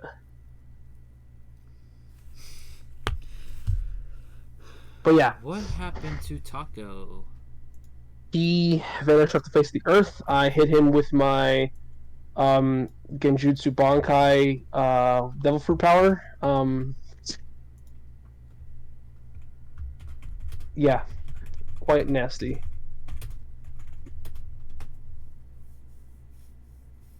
I just asked him, did Itachi snag you? She didn't get him. It was my Quirk Curse Energy Devil Power. Do you think Sage knows about that Zoro I put in there yet? Oh, He didn't say anything about it.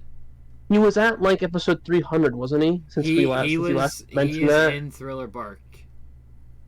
Okay, if he's in Thriller Bark, he has not gotten there yet. I don't. So the last time I talked to him, he was in Thriller Bark. Okay. The last time I talked to him about it was the last podcast. Not at server manager. At this guy.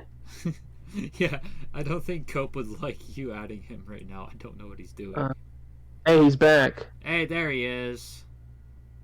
Okay, cool. I added Sage. I must know where he's at in One Piece so I can say how he would react to that GIF. Not GIF, image. What's that? I can just ask him. He's right behind me. Yes. What do you want me to ask him? Where he's at in One Piece? Yes. Where you at in One Piece? You're involved. Where are you at in One Piece? Episode number would also work. Episode number. Yeah, because I could bring up Crunchyroll. Yeah. I think it's like 370 something or something close to there. Oh, Hold could be up. past- Hold up. Wait a minute. No, I, If he's on 370, he's on 370. He'd be towards the tail end, which means he probably. he'd might be have. towards He because would've- Thriller Bark ends with 384. Anthony Shadow's fighting the crew. That's where he's at. So What? he sees ores. So you've seen Oars? Yeah. Has he seen Nightmare Luffy? Have you seen Nightmare Luffy? He says he doesn't know yet. Okay, so then no. Blue He would buff know what Nightmare blue buff Luffy. Luffy. No, he hasn't seen that yet. Okay, then no, he has not seen that moment. 377 is that moment. Blue buff Luffy. 377 is that gif. All right, so that's 370. Ages. Okay. He is not ready for 377. If- He has a sneak peek at what happens, but he's not ready for how He's that not. happens. Also, that Ors in Thriller Bark is technically Ors Junior. Yes, Because so- if you look I at hate if you look how Oda at did that. if you look So at the much. ores, yeah, it is such a small detail to miss. You look at the ores that shows up at Marineford and his Jolly Rod. They call him Ors Junior, but his Jolly Actually, Jolly third. Roger and his belt literally say Ors 1, 2, 3. Ors the third. Yep, because Ors Jr. is the one that they find out in the ice, and Ors Senior, no one knows where he is. Ors Senior would be from the Void Century. Yeah, that's the only possible explanation to it. Only possible. So, Tacco, before you, right So- when you cut out, Hanata Seto, do you believe he should be on this list? I don't think we've seen enough of him for him to be on this list. Why? I gotta Tape guy. hold on. Tape guy. Hell no. I mean, he's kind of not common sense smart, but I feel like we haven't seen enough he of has his his. moments. We haven't seen enough of his smarts or his stupidity to actually give him a definitive place on the list. Yeah, I agree. Like he has his moments when he's smart, but like he also has his moments when he's dumb. But the moments when he's Yeah, dumb is that's because of everybody. someone that's known to be smarter than him in the series. Like there's one moment Exactly. where it's, He's kind of like Momo Yorozu that says something to better his idea in a smarter way, but Momo is known to be the top of the class. exactly. So I mean, I wouldn't really put him. We on feel I like don't he's think- actually just kind of average. Like he's not. He might be average. stupid. I feel like we Yeah. don't have enough to we actually really- give him a proper placement. Yeah. we don't get a lot on Saro. He's one Just- of the least screen Zero. time guys from Class 1A. I He's mean, kinda think like about his kind of quirk. 1A. It's literally tape elbows. I can see why we don't get a lot of screen time from him. He's kind of like 10-10 for My Hero. Yeah, he literally Class 1B Oh my class God. Class 1B characters get more screen time than him. That's so sad. Yeah, he's basically 10-10. Why? Why? I don't know. Number Who's 6 next? number 6 is Shoto Todoroki. Oh hell no! Do more. Wait, huh? Wait, Dude, Todoroki's don't go on a rant. 6. This is what we're going. Deku is 10. Todoroki is in 6th. I feel like whoever made this list doesn't know what the hell they're talking about. No. Have you seen anything? They have one of the smartest characters at 20. Or at 10. 10. They have someone who's on par with that character. Like they have Deku at 10. Todoroki is on par with Deku. Like Deku has the quirk knowledge and all that overshadow Todoroki, but Todoroki has a little more in the common sense area than Deku does. I have a feeling that whoever made this list didn't actually watch or read My Hero. They just looked at the characters to put on the list and said, yeah, that sounds about right. They had to at least read something of it because they know about Todoroki's trauma. They watched season Okay. 4 and 5. Number five. This character definitely deserves to be on this list, but not this high on it. He should be lower. Oh, what do you mean? All Might? He's a terrible teacher. Oh my god. He- All Might's a horrible He fucking is. teacher. He's not a great teacher, but he was improving. He was improving. He's not. Right. He's not a That's what- dumbass. He's smarter than Kirishima. That's not saying much though. Who else is on this list that he's smarter than? He's smarter than Sero for what we've seen of Sero so far. No, here. Here's how I'll put it. Like I said, he deserves to be on this list, but he should be around 9 or 10. Okay, here's how I kind of look at All Might's like smartness, or IQ, whatever you want to call it. Him as a person, he is dumb. He is very, very dumb. His battle IQ, on the other hand, is extremely. Yes, I can see that 100%. He's kind of like His- Goku. He's a dumb. But he's not Sakura. as dumb as Goku. He's not as though. dumb as Goku, definitely not. In the teaching play around. department, yes, he's a dumbass. But in real life skills, he's not that dumb. No, but it's like common sense for that shit. But like, other than that, he's pretty stupid. So, I believe See, he should be it on this finally list, but got- not this high up. I think he should be around 9 or 10 on this list. Honestly, I can see it as 7 or 8. be on this list. Neither should Deku. No, not at all. Especially Why is he not number 1? Number 4 is Denki Kaminari. Because Minetta's gonna be number 1. It's gonna be Mineta. It's going to be Mineta. Mineta is smarter than Denki, though. And No, Mineta he's doesn't not. have a move that makes him completely brain dead. Actually, if you know what, you are right. Because Minetta, if you go back off like when they did that stupid like testing thing, Minetta scored higher. So I guess you're kind of right. Yes. Denki is the 20th ranked in the class. Yeah, he's fucking dumb. He is the lowest ranked academically. Mineta's like 17th. What two bozos are between Denki and Mineta?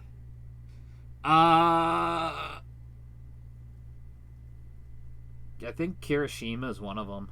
No, Kirishima's actually pretty high up. I think Kirishima's around 10. Yeah, he'd probably be in the middle of the pack. He's not smart, but he's definitely not stupid. He just lacks the ability to make good decisions. Test ranks. Alright, Class 1A test ranks. Of course, Momo is number 1. What? How can the person that can create anything be number 1? Bro, she has to be. So the seat numbers, these are just the seat numbers. I want their rankings. That's their height, birthdays. Quirk apprehension test rankings. So this is their quirk apprehension test rankings. Momo's number 1, of course. Mm-hmm. Midoriya was 20th on this one because this is the one from like the first episode after the test to get in. This was when Aizawa was like, person in last place is going to get expelled. Mm-hmm. And look how far down Denki is on this one. Invisible Girl. Hagakure. She is definitely in between Mineta and Denki. Really? She's dumb? I she's can see not it, that. yeah. She is the bimbo. She is the bimbo of the class. Okay, that makes sense. I can And see here that. is their midterm rankings. You have Momo, Ida, Bakugo, Midoriya, Shoto, Todoroki. What? There's one person on this top 5 that I didn't get right. But you know what? Bakugo? You know what? I guess that makes sense. No, hold on, because yeah,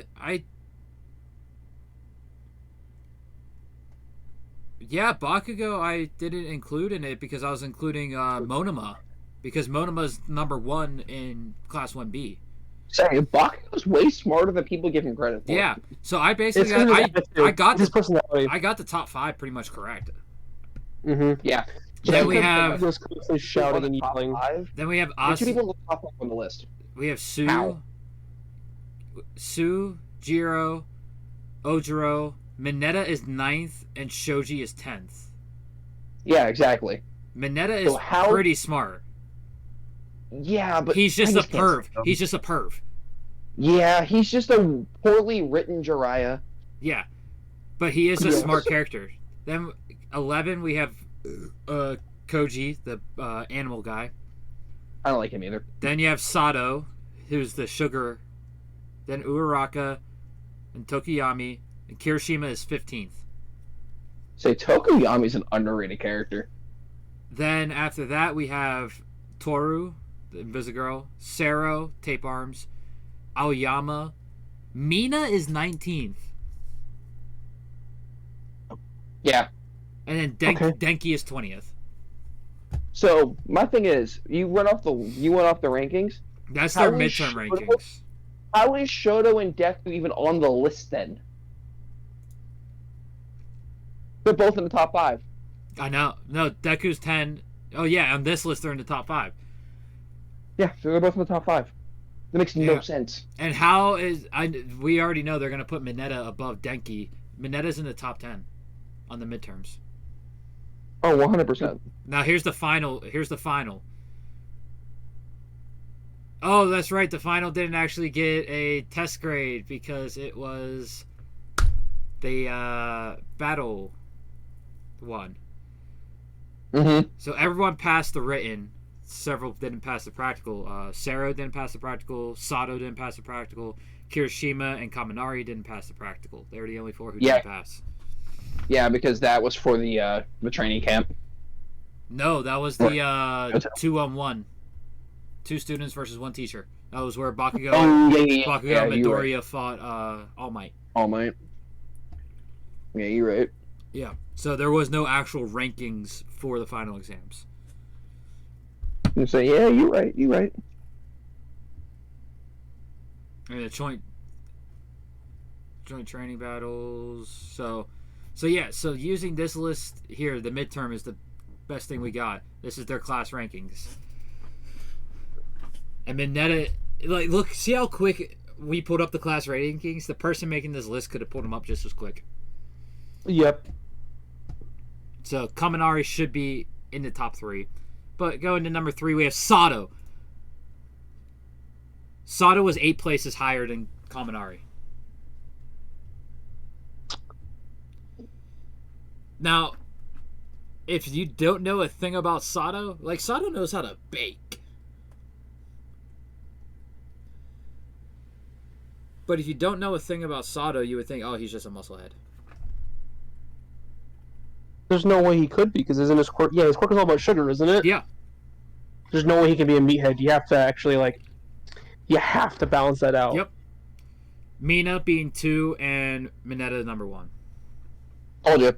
But my thing about Sato, I mean, granted, I don't know how they're going off per list. I don't know if they're going super deep into it.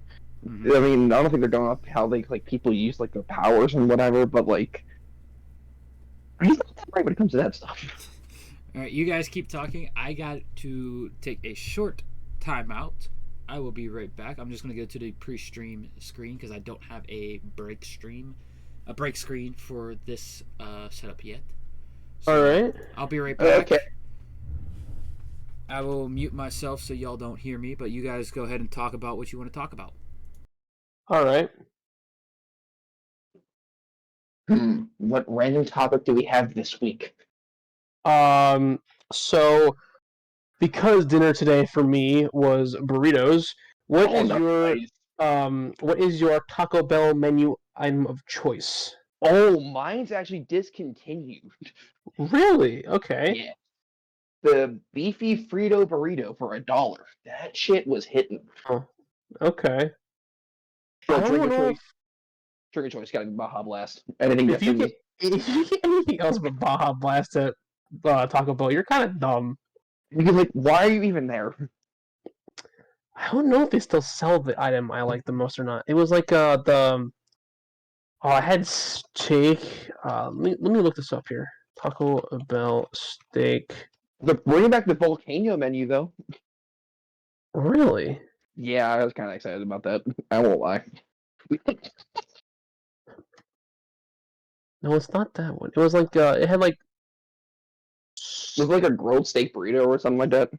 I don't remember entirely what was in it. It was like had steak and like tater tots and something else in it, I think. Oh, that's I never got it, but it sounded so good. Oh my god, it was amazing. I loved it. But I don't know if they still sell it anymore or not. I don't think they sell it anymore. I don't think so either. Yeah, so I don't think they sell it anymore.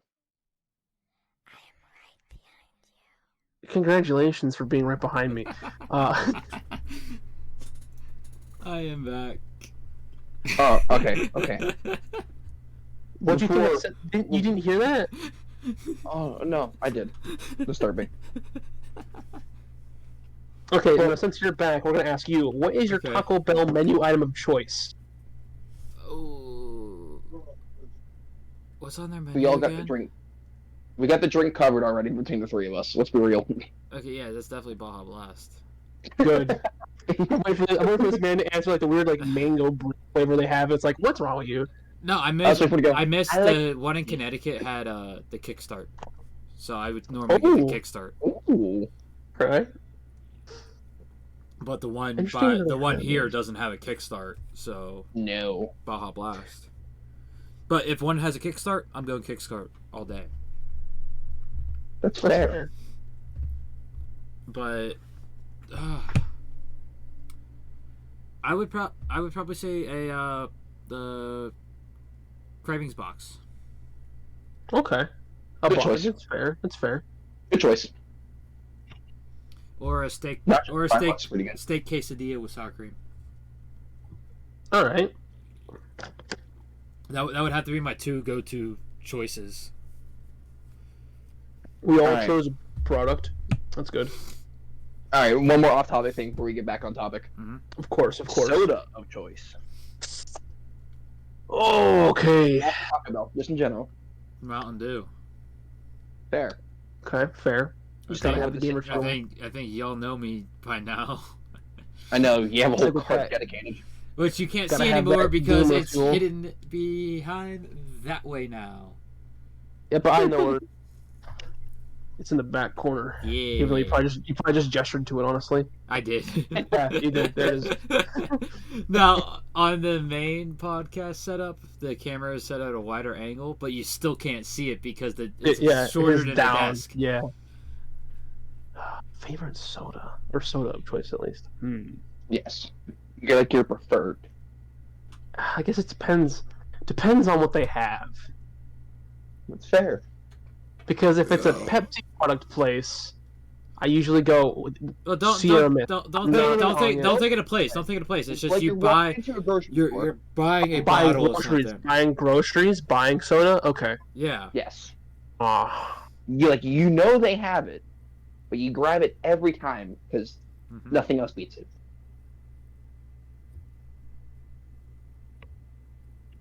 This man's gonna say Starry. no, actually, No. it's orange soda in general. Although I prefer Fanta, but I Do you do not know- mind any other brand. Do you know we are the only country that actually colors Fanta orange? Really? Yeah. Other countries have it the Fanta the actual color of what orange juice is, which is a yellowish. That the more yellowy, yeah, we Yeah. can make it more orange. Say. So when Yeah, you grab orange soda, it's not called orange soda because it's flavored orange. It's called orange soda because it's the color orange. Yeah. It just happens to be orange flavored as well.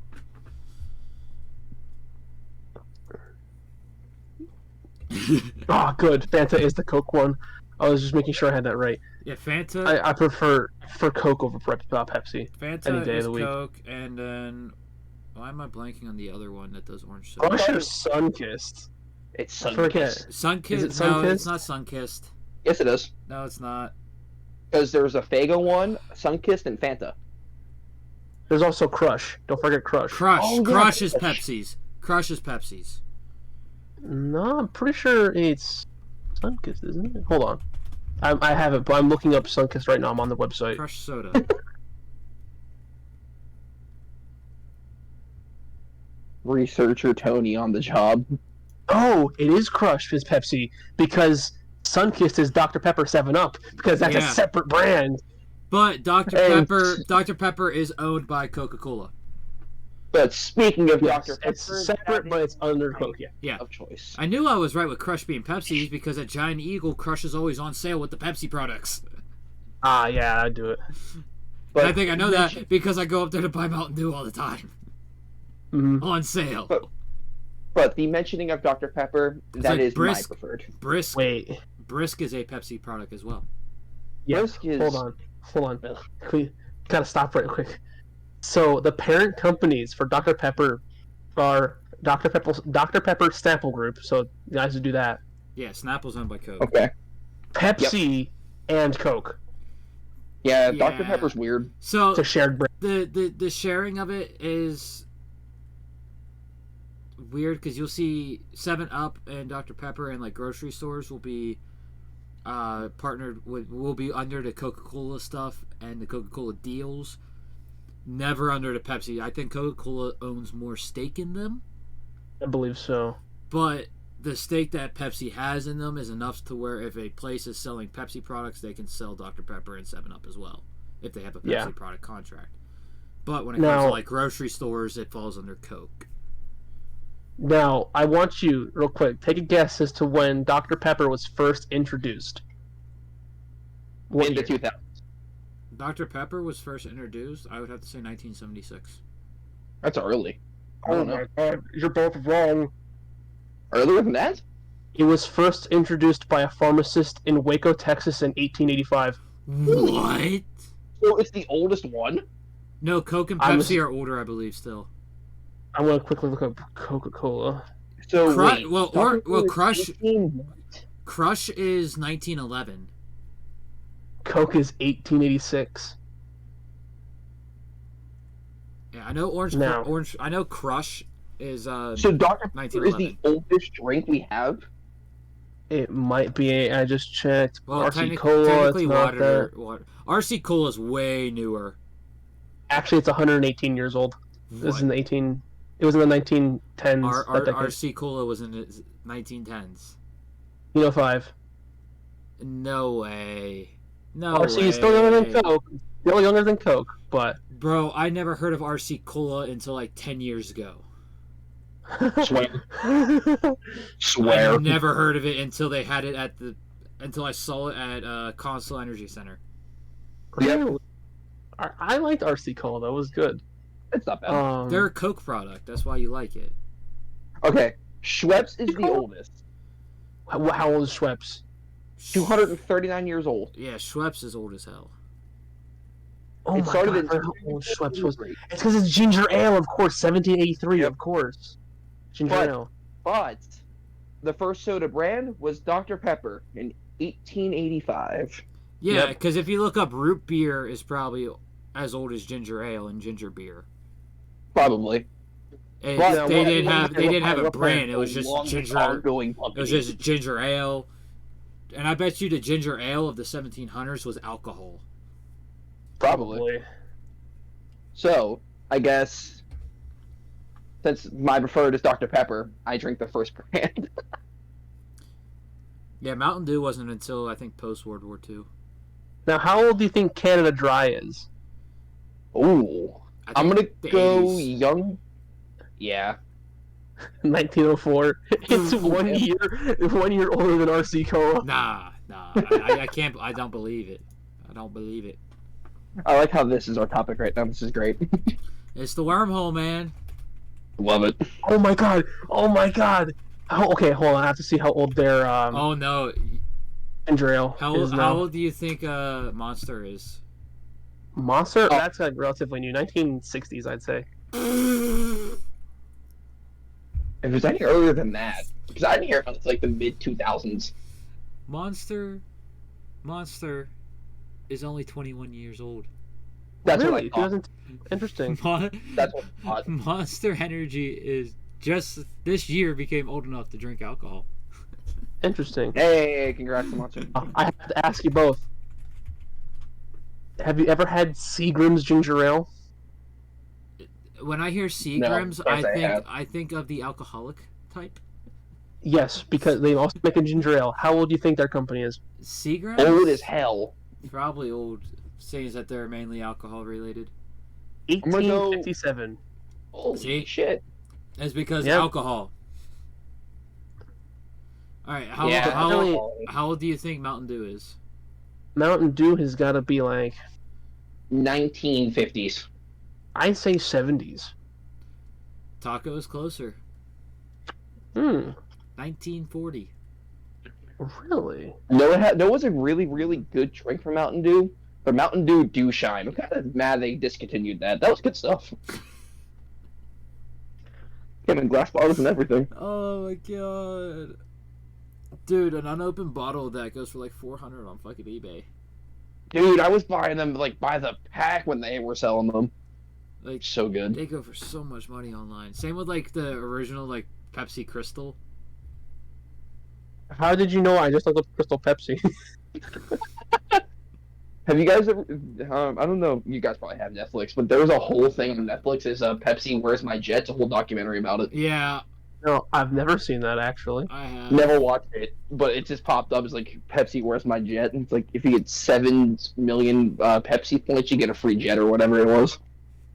What? That Yeah. was from like what 2005. I think they held that competition. No, it was like back in like the 70s or something. Wait, really? Yeah, oh yeah, it's like super old. People didn't think Wow. that they were actually gonna do it, and this guy actually did it. So he's like, "Where's my jet?" Did he get his jet? I don't know. I didn't watch the documentary. I didn't watch it either. I just know I've seen it. I'm trying to think No, of another like look soda it up. brand. The jet. Of the age of. I'm trying to think. What other soda brands exist? 10 All right, I looked super it up. 10 supervillains who should guest star in Mortal Kombat 1. I looked something already up. see Vlad Dracula Tepes, Shredder, and this dude from I think it's Resident Evil. Oh, that's Mr. X. Yeah. So I looked up if the Pepsi guy ever got his jet. Uh-huh. Says Leonard sent a check for $700,000. I don't know why they need to include this, and $10 in shipping.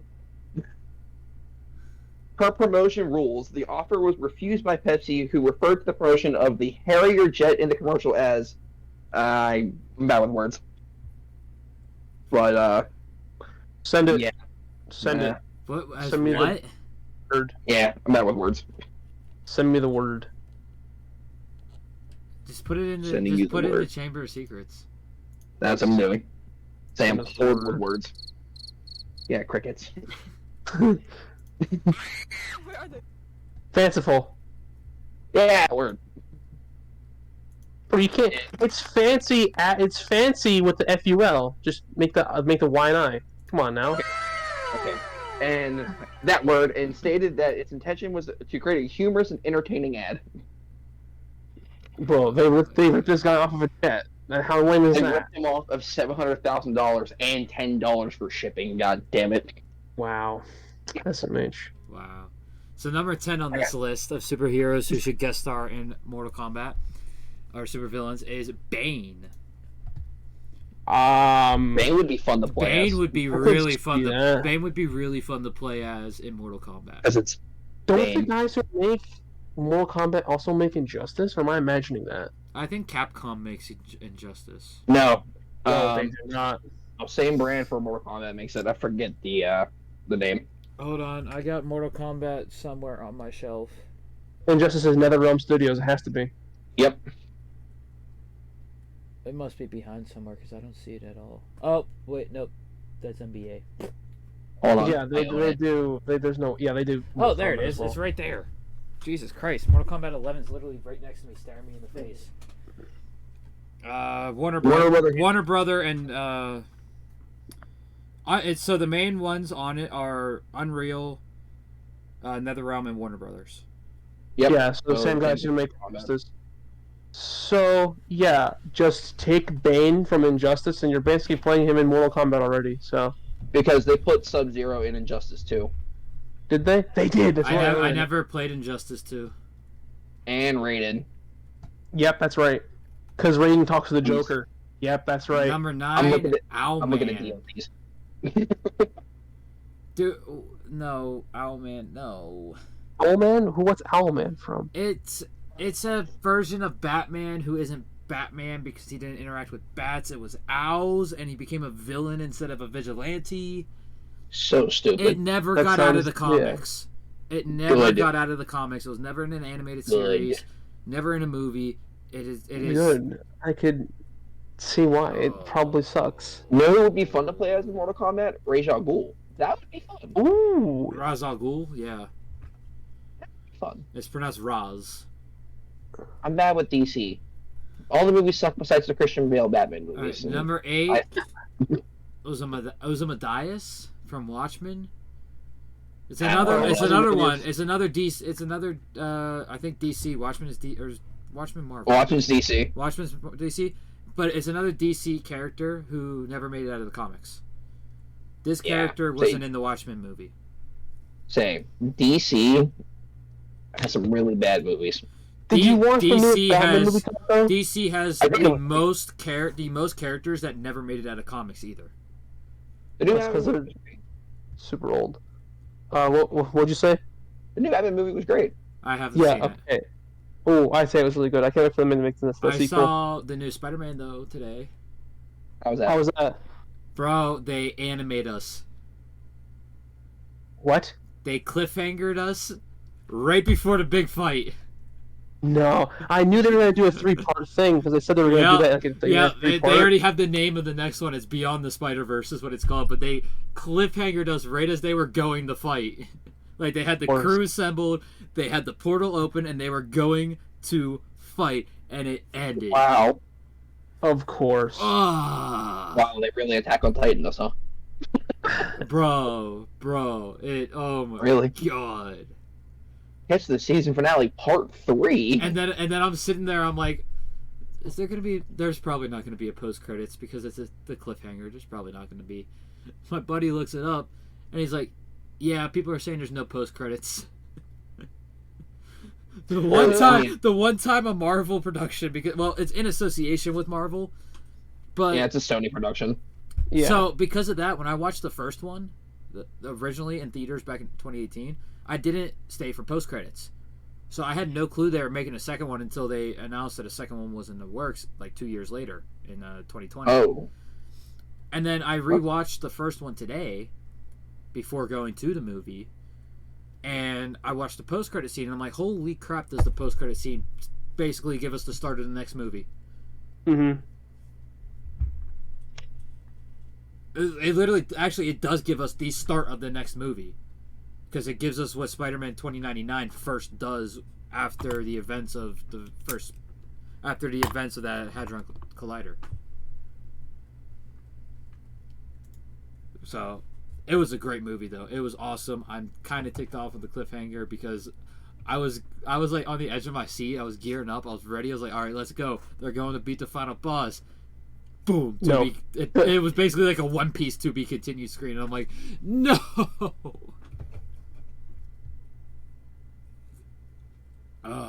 Great movie though. Amazing. So I listened to the soundtrack for the movie. I was kind of disappointed. The first one was way better. Yeah, the first one soundtrack was better. There were a couple good songs in this one though. There was. The Prowlers OST is back. I'm not going to tell you why the Prowlers theme is back. That was the boy. best sound in the entire first movie was the Prowlers theme. I love that because when I first watched it in theaters, the first time the Prowler jump scares you, oh, I was out of my seat. It actually scared me out of my seat. Because it's the first time where he just pops into the screen, and it's the first time his theme gets used. Ooh, okay. Yeah, that was a good moment. The number 7 on this list is Mr. X, X. which is from the Raccoon City game.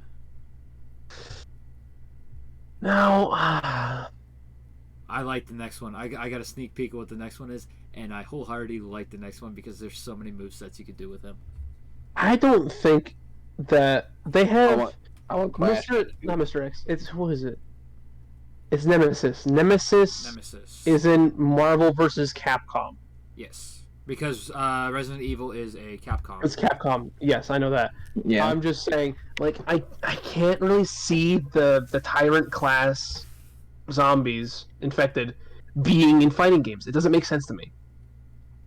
Because they're dumb. They wouldn't know how to be. They don't know how to fight like they do, but they don't. You know what Well, I I mean? mean, the Nemesis are controlled like a drone. Yes, And but that's just like Mr. X is like Goro. In a way, because Mr. X has He would be. intelligence. yeah, he would be. I It's think just, Mr. X is it's- actually smarter than Goro. Yeah, he would be definitely. So Oh, he 100%. would work. It's just like it's just a matter of like, how can you justify making these guys in fighting games when they exist in modern times with The- modern tech The problem without having them rely on just having like a rocket launcher or some the absurd problem- range gimmick? The problem with Mr. X is he isn't much of a fighter. He's more of an overseer. If you, he's like that looming threat in the game. Is pretty much if you Yeah. don't do it fast enough, you're caught by Mr. X and you die. Yeah. So I could see there's pros and cons to him being able to be in a fighting game like Mortal Kombat. He can and cannot work is the thought process behind it. They're too much effort would have to go If into anything, making they him work should have, over having him like, to be there. Alice. Throw a better fit, in my opinion, would be Wesker. Throw Wesker in there. Wesker, Alice, Better. the Redfields, Way better for a fighting game. Jill Valentine. Valentine's a good one too, but number 6 is Mr. Anderson. We've been Yes, expecting yes, you. he'd be good in a fighting The game. move set would be infinite for him. Could do literally anything. It would work. Like, this is probably one of the best choices on this list. Except for this next one right here, Vlad Dracula Tepes from Castlevania. I could see him being Castlevania. He is the best choice on this list, in my opinion. Now, if they have One for All on this list, I retract that statement. That would make Dracula the second best. Imagine. If One for All is on this list, which I have a feeling he is, because this list came up under the search of My Hero, and it's 10 supervillains. It's gonna be Deku. So, Well, it said villains, so I can't. I don't think it's not just villains, supervillains. villains. It's gotta be the Oh. big bads. So, it could be Shigaraki. honestly, I don't think Shigaraki would work in a fighting game. One for All would work. Yes. I think Shigaraki But would work. so far as of right now, Dracula Tepes, the best choice. Well, I'd say Shigaraki in current arc would be the best fit for a fighting game. Not Oh yeah. But you have Not to look in- at what One for All is doing right now too, or All for One is doing right now. Oh yeah. yes, all He for is one regaining would also his just youth. be a better fit overall. And he's also Overhaul would be regaining cool. his youth. Overhaul would be a good one too. Yes, he would. Shredder at number 4, I do agree with that 100%. Shredder is Wasn't he already in the game though? I No, I'm think he thinking was of in. Cody. no, that was Freddy Krueger. Yeah, you're I right. feel like Shredder was in one of them. Maybe not in. Maybe not in. It says it right here. He was included in Injustice 2. That's what it was. Yeah, Oh, Injustice. okay. I knew he was in one of the recent games. Yeah. I couldn't remember if it was 10 or Injustice Right, 2. he would work. But yeah, Number 3, The Horde the Horde. from, I guess, Unbreakable and the film series it spawned. One of the greatest M. Night Shyamalan films. Okay, this is M. Night Nope. Shyamalan we're skipping. No, They terrible. have Stain. Horde, yeah. They have Stain. Stain, don't get me wrong. Stain would be great in a Mortal Kombat. Oh yeah. Oh my game. god, with all the sword. Stain Yeah, would be great, but I It would be feel good. like One for All for One would be better. But then again, One for All would probably, or I keep saying One for All for One would work better in more of like the Capcom game, like the what's the name of it? I used to have it. It's a tower fighting game. Soul Calibur. No, not Soul Calibur. Soul Calibur even Tekken. made not Tekken. Tekken's not Capcom. Capcom versus Marvel. Street Fighter. It's not Capcom versus Marvel. It's not Street Fighter. Oh, I have no idea that. No. Very bad Why with fighting can't I games. think of it? I Is it- had one of Jam it. Fight Night. Is it Fatal Fury? Is it King of Fighters? Is it like? Is it Def Jam? It's not. I know it's not Def Jam. Dead or Alive? It's an older one. Oh, Street Fighter was made by Capcom. Yeah, that's what. It's what? Joe, How do you not know that? because I don't play many fighting games. I don't play any fighting game. So, the JoJo's Bizarre Adventure 1998 game was made by Capcom. Oh, okay. I know it was like a mid 2000s game because I had it on the PSP. Was it Melty Blood? No,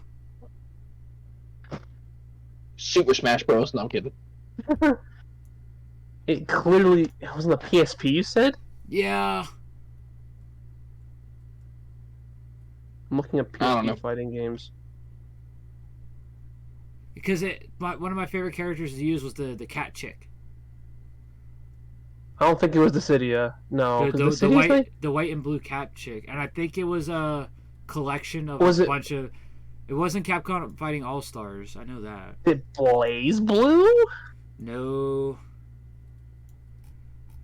Hold on. Let me look up Capcom PSP games. Oh, that yeah, probably doing Capcom. There we would go. be pretty good. Capcom database PSP games.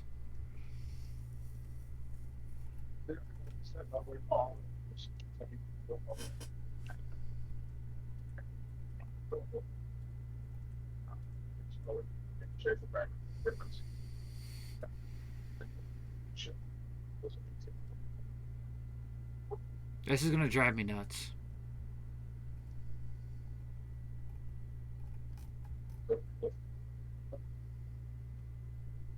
Because I can't the tell you. was it this one? Was it Guilty Gear? I wonder. I want to. Nope, I found it. What was it? Darkstalkers Chronicle: The Chaos Tower. Sure. Okay, Sure. I'll take your word for it. I've never heard of that. So Me either. Scroll. I'm gonna put the link in the Discord, and scroll down to the. Wait. I might have just seen a character I recognize. Okay, hold on. Actually, I think I can. Yeah, I can save this. I can copy the image. This was the Yep. cover of the game. I recognize her already. See Yep, the okay, never mind. cat girl in the middle. Mhm. That was my I recognize favorite her. character to fight with. Reasonable, solid choice there. Anyone else recognize? I don't know why Not it off took the me rip. so long to think of this. Well, to be fair, both me and Tacco didn't know about it until I didn't remember it until I saw this image. But Yeah, that image that I sent is literally the cover of the game, the front of the game. I don't think Darkstalker was a very Here is the actual super. English game cover. Okay, I don't know how popular it was in America though. That's just it. Well, like I said, it's a collection of a bunch of different characters. Yeah. So it's kind of like a fighting all-star, but it wasn't a fighting all-star. As we get way off topic again, Tacco's watching Crunchyroll. No, I am I think not. that's. I think that's what was it? Was your brother? Yeah, I was about to say, Tacco, when did you get to episode 1064 of One Piece? Oh man, I'm quick. With it, he watched all of it within 1 second. You would have easily broken my record. I took a big break in He between.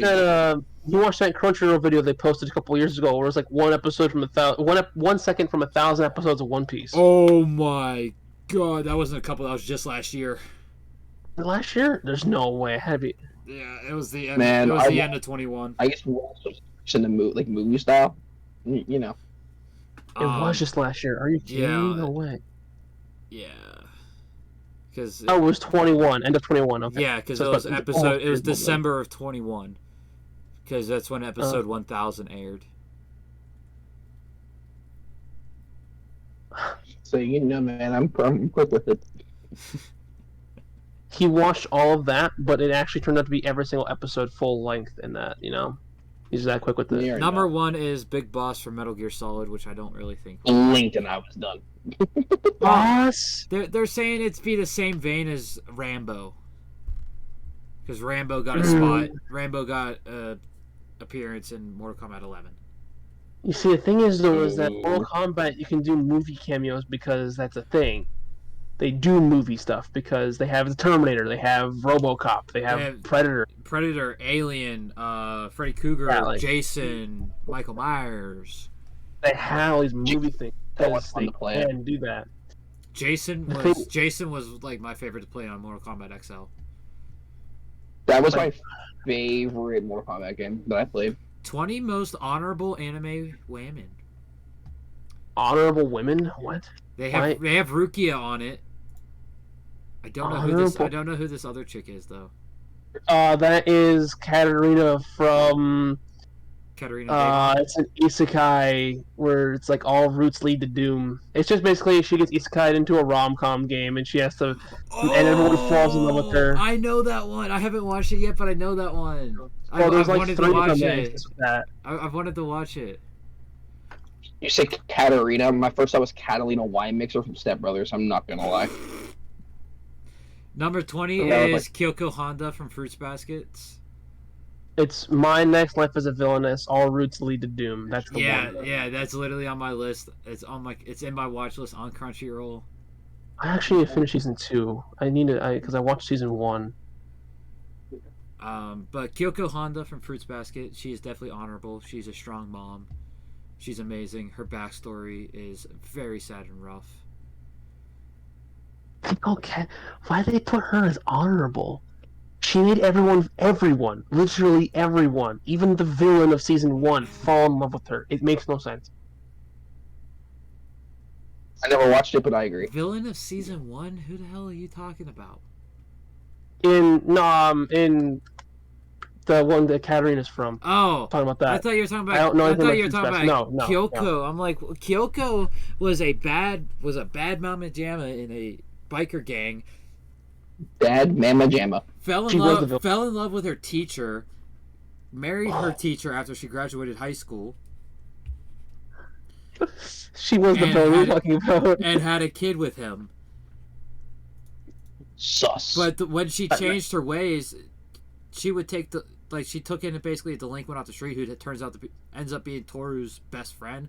Toru is her daughter, and she basically, just by talking to her once, made her change her ways completely. She is amazing. She should be higher on this list. Bro, she was the villain, but she didn't have the origin story. Like once you watch Fruits Baskets and see her backstory, you're gonna see why I say Kyoko should be higher on this list. Is it 4? Somewhere around there, maybe? Here's number 19. We already get our My Hero installment on this list. Itsuka Kendo. Okay, that's a fair pick. That's fair. Yeah, I can think of a couple more honorable from My Hero. It might be lower on the list. We don't know if it's exclusive one per anime. Normally, that's how these lists are, unless it's specifically for just that anime. That's true. But, I mean, she does keep Monoma in check when she's around. And I hate that the ad on CBR. Oh my god. Bro, the ad. Even kept Bakugo in line once. Bro, I literally couldn't think the ad that was playing was a hyper-realistic Peach cake. But like Peach from Mario. Yes. It was just distracting. It's like, what? That was the second time it came up too. I hate that. That's bad. They should not do that. Honestly, again. I would think Momo would be a better choice than Kendo. I was gonna say Midnight. Midnight, I can see why she's not on here, and that because of the way her personality is, because of the way her quirk is. Don't get me wrong, she's a very honorable woman, but her Quirk does lead more on the adultery side, so... Oh, well, I mean, there's no disputing that. Casca is number 18. Oh, I can see that. I can see it. I could even technically still see her being lower. Pre Griffith imprisonment, I can see her around here. Post in between Griffith's imprisonment and before the events of the eclipse, I would put her higher. I would say probably around 10 to 15 would be a good range for her. Because she has honor as a swordsman. So, yes, she does. I can say that 100% yes. But also, I can't see her going much higher than 15 at most because of how she acts. The way she acted towards Guts pre-Griffith's imprisonment, yes, I do agree with that 100%. That's why I said around this where she is good for pre-Griffith imprisonment. But after Guts leaves and Griffith gets imprisoned and Guts comes back, she is completely different towards Guts after that interaction on the cliffside, where he won't let her pull her sword out. Her tone towards Guts changes completely. It's like a 180. And that's why I think she should be higher, because she confronted that side of her and worked through it basically with Guts. And that was that whole moment on the cliffside. You see what I'm saying with that? That's fair. I can't see her going above 15 though. And then after the eclipse, we really can't say anything because I know as far as I am, yes, she hasn't been fixed yet. So, with the only I don't want to know if she's fixed yet either or not. I don't want to know if she is yet either or not. I know you're further ahead than me now. I'm going to say, with the little spoiler I got, because it's nothing that I would have told you about would have affected that opinion of her. Mm-hmm. If anything, it's only until I kind of had the same opinion, if not a little. Yeah, as I said, I don't see her going higher than 15. But after I learned what happened, I don't know what led to the events of what happened and what the repercussions of said event happening are. After I know that, I guarantee you I cannot see her going above 15. Not a chance. Okay. I like how they call her a tsundere on this list. She's not a tsundere. She didn't know. None of these characters really know, except for Griffith, what romance is. Griffith doesn't even really know what romance is. Because... He does, but he was working at it slowly with the princess. With Guts leaving, he sped it up and just said, fuck it. I would say it wasn't even really a romance. It was more of he was seducing her to get his way into the kingdom. It was, yeah, but he was still romancing her. Yeah, it was. I'd say it was less romance, more of just straight seduction. But Crocus, he was also still playing it out with the whole, like, he was trying to reciprocate the feelings to her to make it more believable. Crocus and Pippin understand romance. They absolutely do. I agree. What the hell is his name? The small, tiny one that survived.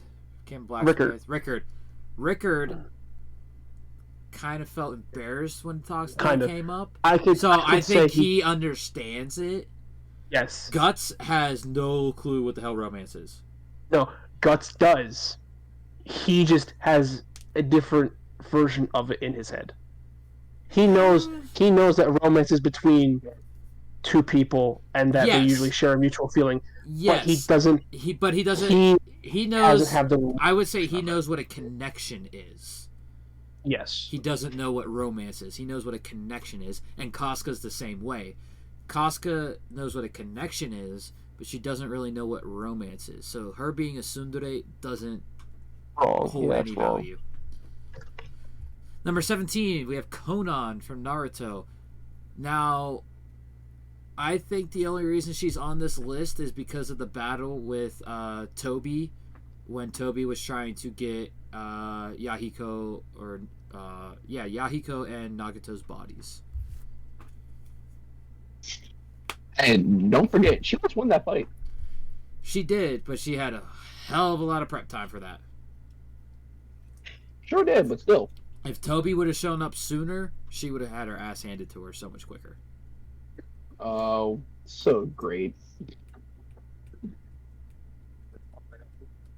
So I think that's the only reason she's on this list, so I can agree with her being placed Probably. here. Why is she so low? Who? Rukia Kuchiki is number 16. What? She needs to be higher on this list. Unless, they're of course, when we get to the high members. They're calling her a hot-tempered tsundere. But she's that's not. half right. No, that's half right. She is 100% like that with Renji. Hot-tempered. She is 100% tsundere with Renji. Oh yes, but that's just because I think it's just because they are really close friends from a young age. Yes, and she is always That hot-tempered. break. She is. Yes. There's only a couple Always moments when hot-tempered. she's not.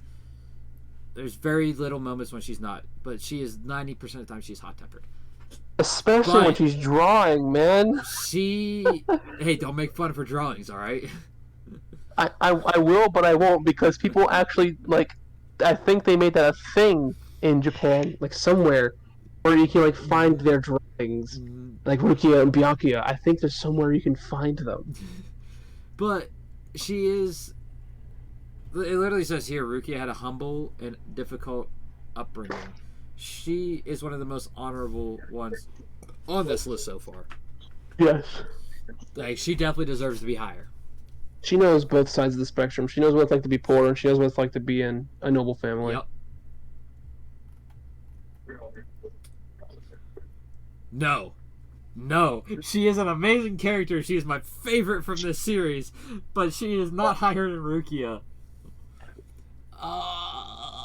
She's not. Like, no, she is honorable. The way she treats Iruma is amazing, and I love it. I think that's part of why she's my favorite character. I think she's not honorable for the same reasons as everyone else. I think she's honorable because she is respected and upholds the rules and values. Yeah. That she taught to a T. I think she definitely deserves to be above Conan. But yes. She should be below Casca and Rukia. Casca and Rukia should be above her. I think she can go above Casca, but that's our opinions. Yeah. You don't know who we're talking about, do you, Tacco? That was latest. Amari Aziel from Welcome to Demon School, Iruma. Oh. She's the student council president. Have you watched that, Tacco? Does she? I think I watched like an episode. I don't think she shows up in season 1, does she? She does. He just wouldn't have. She's introduced very early on. Is she? Yes. Huh. I think it's. I'm gonna go and I'm gonna check season 1. I binged that. So she is introduced within the first half, I'd say. Oh yeah, because it's 20 episodes long. Yeah, she's introduced episode 7. Okay. The first season is 23 episodes long, so yeah, she's introduced first half. Okay, this character deserves to be higher. She's also who I hope wins. This character. I hope she wins the wife race. Shoko Komi. From Komi Can't. Okay. Ranked 14th, she should be higher. I can see it. I can see why she's there. But I also agree she should be higher. Yeah, I think right now the top 3 should be their top 4 should be Rukia, Shoko, Casca, Amari, in that order. That's fair. But we'll keep going. Number 13 is Katarina Klaas, which I don't know anything about her, so this is all you, Tony. Wait. why is she so high?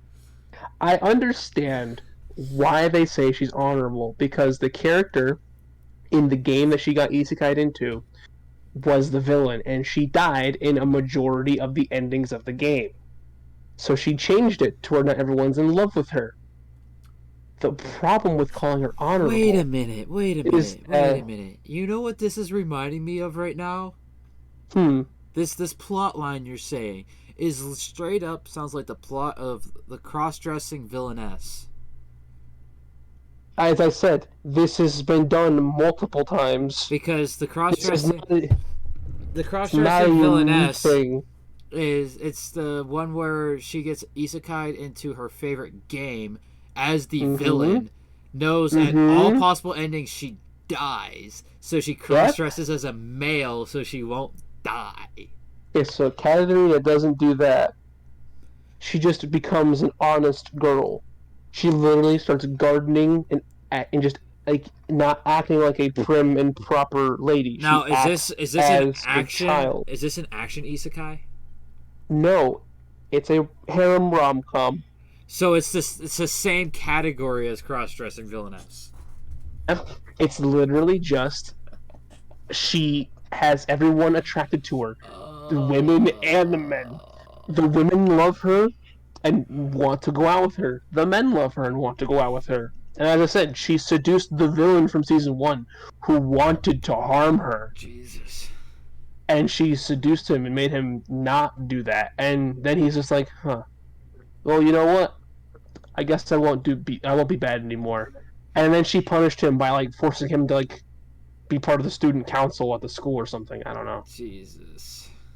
Let's move on. She doesn't reciprocate feelings for him, but she does reciprocate the denseness of she's like a shonen protagonist to the love interest. She's very dense to literally everyone's feelings. This character is number 1.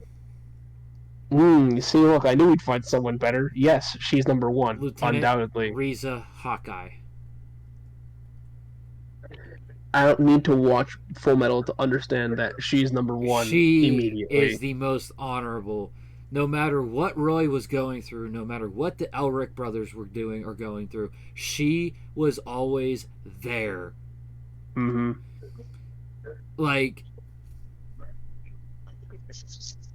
the funeral. Like, when Mustang says it's a bad day for rain, she literally says it's not raining though, and then she sees the tear and she goes, oh, I see. Like, she just accepts it. Oh, you're making me wanting to look up this scene and just cry right now. So the new shelf behind me, I have Full Metal on it. That's the wrong side. That's the Tower of God JoJo side. And my chair's caught on my mat. Come on, chair. It won't go over the mat. There we go. Got it. There you go. My Full Metal side. Volume 4 has Riza Hawkeye on it. I had Volume 4 turned like Volume 12 is. Then I was like, you know what? I'm going to switch it to Volume 12 because Volume 12 has my favorite character from Full Metal. Being Winry. Now, Winry, if Winry's on this list, Winry deserves to be higher than Riza. Yep. But we'll see. I don't think Winry's on this list. Moving on to number 11, we have Urza Scarlet. I can 100% see her being here. Yep. See, I think this placement is perfect for Urza. Right in the middle like that? Yeah. 11. Yeah. Now, this character should not even be on this list. Who is it? Mikasa Ackerman. No, she's not honorable. Tacco is going to hate for this, but you can't argue that her character is literally just Eren. She has no right to be on an honorable women's list with the likes of Rukia, Riza, Kyoko. Like, she has no right to be in the league with them when it comes to honorable. He literally went to draw her weapons and fight her commanding officers because they didn't want to listen to Eren. She has no honor. There's literally no honor right there. Like, it literally says, most of Attack on Titan's most honorable and disciplined characters are soldiers who put duty first for the sake of others, such as the characteristic leader, Erwin Smith. Hanji would be better on this list than Mikasa. Hanji would be better, yes. Don't get me wrong, she is a great warrior, but she doesn't have honor. Sasha would be a better one. Yes. Yeah, I'm actually happy you agree with this berating of Mikasa. You don't understand how pissed off I was when Sasha died. You don't understand how mad I was. I got so mad at Gabby that I was like, wait, Gabby is literally Eren from the Marley side. No, I literally, my first thought was, Eren waited 4 years. 4 fucking years. He said, if you touch any of my people, it is game over. And now people are trying to kill him. Yeah, but the thing is Gabby is season 1 Eren from Marley's side. In that whole first the first part of season 4, that's literally what she is. Then she goes more into like the first half of season 3 Eren in the second part, and then she becomes her own character in the final parts. Like, that's crazy. Look at that. We had someone go through the development Eren did really fast because she went through it in a season. Well, it needed to draw out Eren's development like that. Still not happy about that. So Eren's needed to be drawn out because there's a lot more in his character because of the powers he has. That's true. She doesn't have those. She doesn't have those powers. Plus, she had more people around to support her. Where Eren had all this stuff going on and didn't vent to anybody about, or if he tried to, they wouldn't listen. So he had to do it all on his own. Gabby had the support. That's facts. That's why Gabby was able to go through it so much quicker. Say between Rhina and everybody else Eren had no points, essentially. And because of the support she had, she became her own respectable person. To where Eren became a genocidal maniac. Hey, don't make fun of my man like that. I'm not wrong. I didn't say you were wrong. I'm not wrong. You're not wrong, but not still. wrong. But you can see the way, like, it's literally the same type of character. It's the same character starting point, and you can see the direction that each character goes going through these events that are pretty similar. Like the event where Eren declares war on Marley during in the theater, where he kicks out the basement and kills Gabby's friends and all that, and all that massacre happens. That is comparable to the Colossal Titan and the Armor Titan and Eren losing his mother and the town that he grew up in. It would be, yeah. That's 100%. Their starting points. And then you move forward and you can see the split off, and you can see where each character takes their own different turn to how they end up being. It's very good writing. Like Gabby is written beautifully. But I can't fucking stand her. You finished the manga, so I don't understand why you can't stand her. I can understand not standing season 4 part 1, Gabby. I can understand that. That's the one thing I hate about rewatching AOT is seeing that part of Gabby. But part 2, when she gets like on the farm and starts to have that turning point right before the rumbling happens, that's where I start to actually like Gabby. Like she's not in like any top 10 list of characters from AOT for me. I couldn't. But that's where I actually start liking and respecting her character. I couldn't. She killed Sasha. I was pissed. I was like, nope, done. Don't get me wrong. I do hate her for that. I love the Sasha, but Sasha was another character who was not in my top 10 characters from AOT. That's fair. Like, I exiled her. Hanji, Smith, and Levi are my top 3 characters from AOT. That is completely fair. I wonder why. It's like they're the best characters that were written in that show. Eren Yeager's written better. No, he's not. Don't get me wrong. Not. Every character is written beautifully in AOT. Every character has beautiful writing. Change my mind. Erwin was the best written character. Erwin, Hanji, and Levi. And this is No, controversial, I- but Gabby and Reiner are the 5 best written characters in AOT. I'll agree with Reiner. I will not agree with Gabby because I have not seen anything past part 1 of Attack on Titan, season 4. She's Gabi's exiled. Nope. That could be your opinion, but you cannot deny that the writing behind Gabby, it was top tier. Yeah, the writing behind the character was great, but it still. You don't like the evil side that was given to her. Which is No, completely it's not. understandable. It's completely It's understandable. not that. It's There's because of people who who she- there's people who can't stand Aizen for the shit Aizen did. Bro is going out of his way to defend Aaron but hate Gabby. I literally don't understand it. The dude is why do you think we changed his name to the head of the Jaegerists? Can't stand it. I think Aaron was compelling until he went, I'm going to kill everybody to prevent them from Hey. hurting my friends. I And then it's just like, Hey, really, bro? when That's what you went. 4 years he told him that. For When- 4 fucking years. when Aaron had the moment looking out to sea and he said it's not freedom, it's enemies. That's where I disliked his character. That's where my dislike for his character started. I never switched up from day one. But Good for- I think a big backing of that is because I'm so big in the Vinland Saga, and the main moral of the Vinland Saga story you get at the I have the letter these. beginning. You get at the beginning of the series the main moral point of the story. You have no enemies. Hey, remember. Aaron.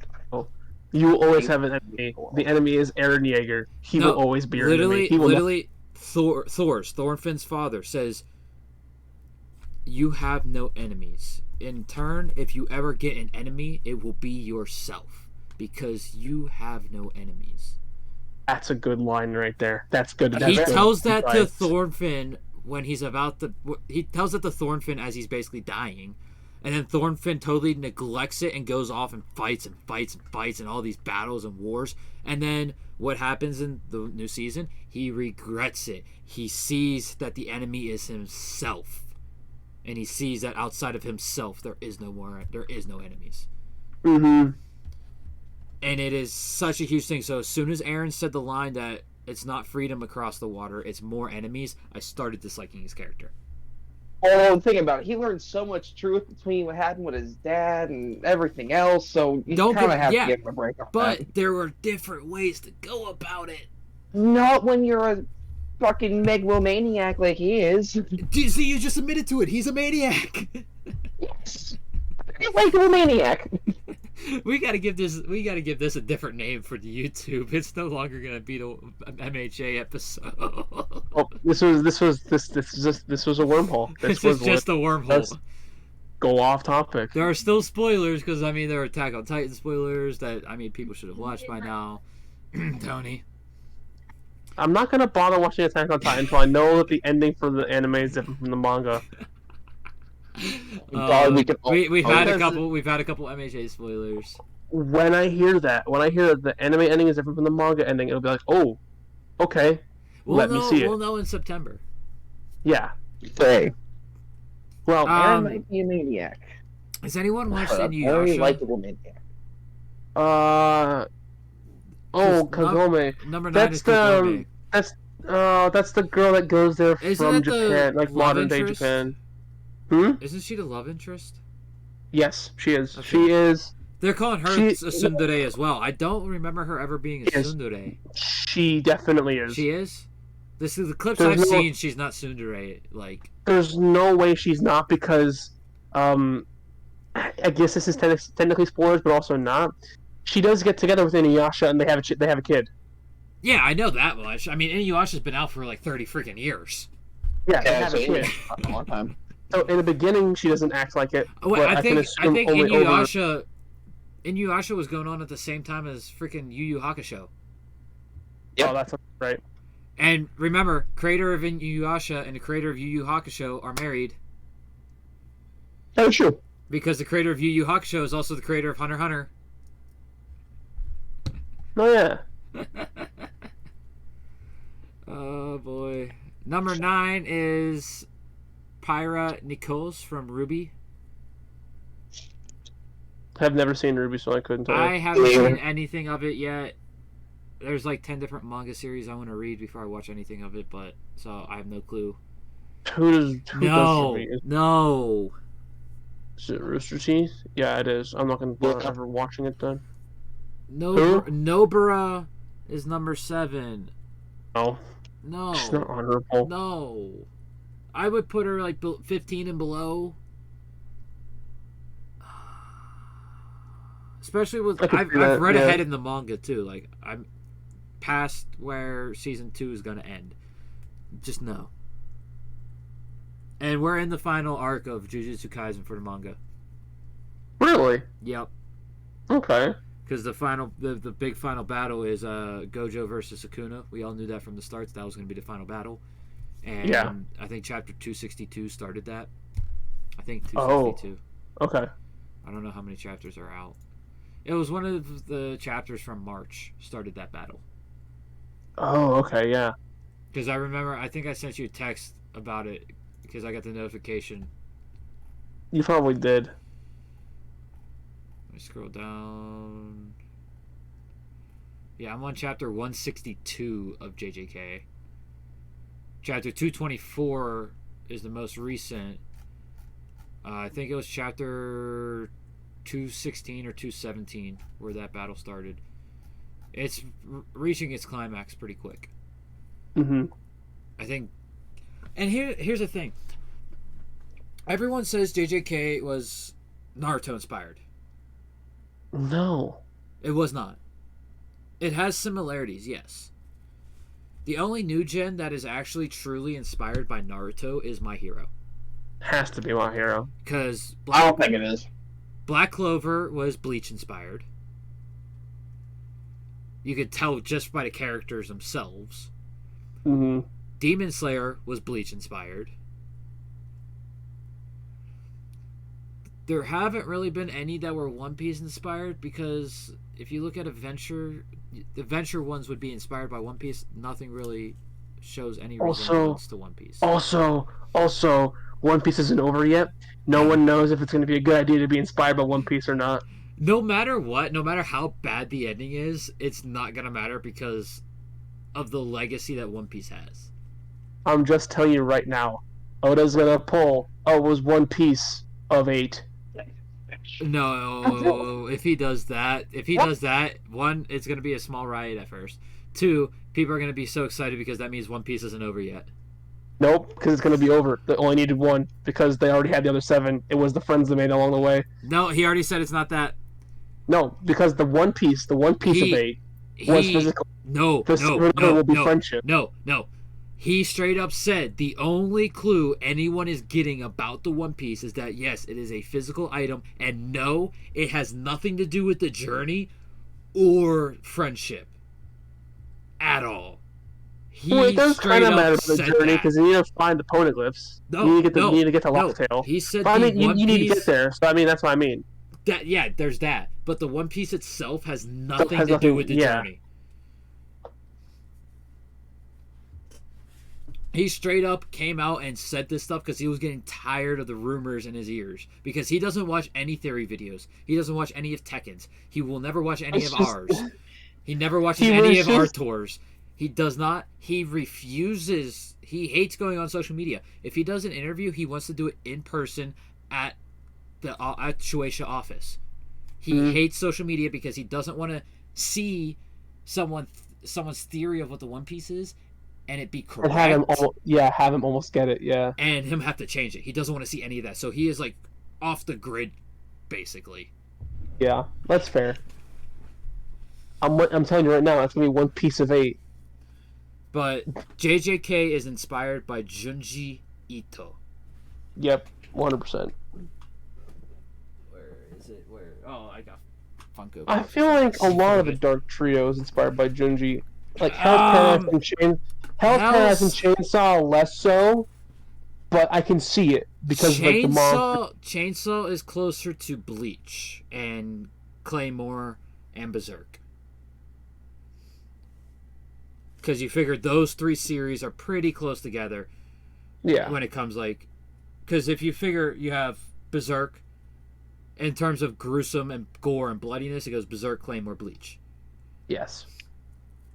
Hell, Claymore was one of the series that started the Shonen Jump Advanced.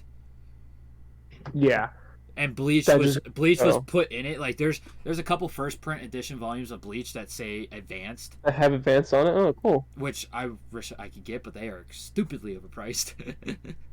because That's because they have the word advanced on it. Yeah, they took the advanced tag away and don't use it anymore because of how more gruesome Shonen started to get. Because if you look at the Dark Trio in general, would all have the advanced tag on it if they were still using it. Absolutely. So I would say Chainsaw Man is closer to Bleach, Claymore, and Berserk. Hell's Paradise. That's a tough one. I can't say I have it. I see any specific I would series say- or anything in it, but I can see I at would least say Junji Ito-esque elements. no, not Junji Ito. I would say That one. Junji Ito's inspiration, and I have a specific Naruto. series. Hell's Paradise. No. Oh yeah. Shinobi, Ninjutsu. Okay. Just because it has Shinobi and Ninjutsu, One Piece has Shinobi and Ninjutsu. Regardless, This exact series and mangaka is what I believe Hell's Paradise is actually inspired on.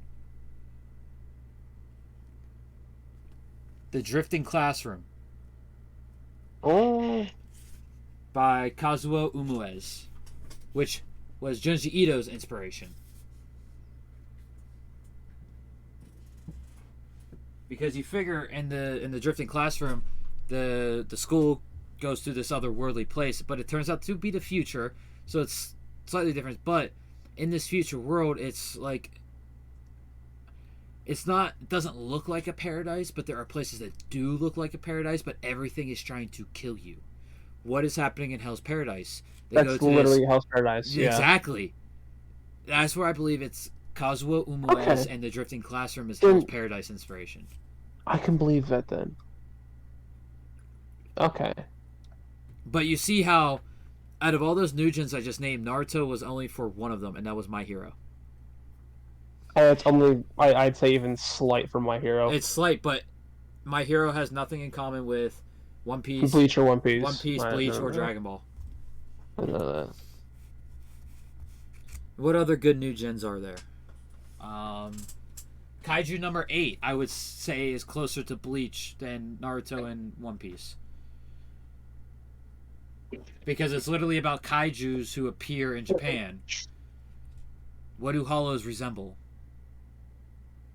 Oh yeah, definitely.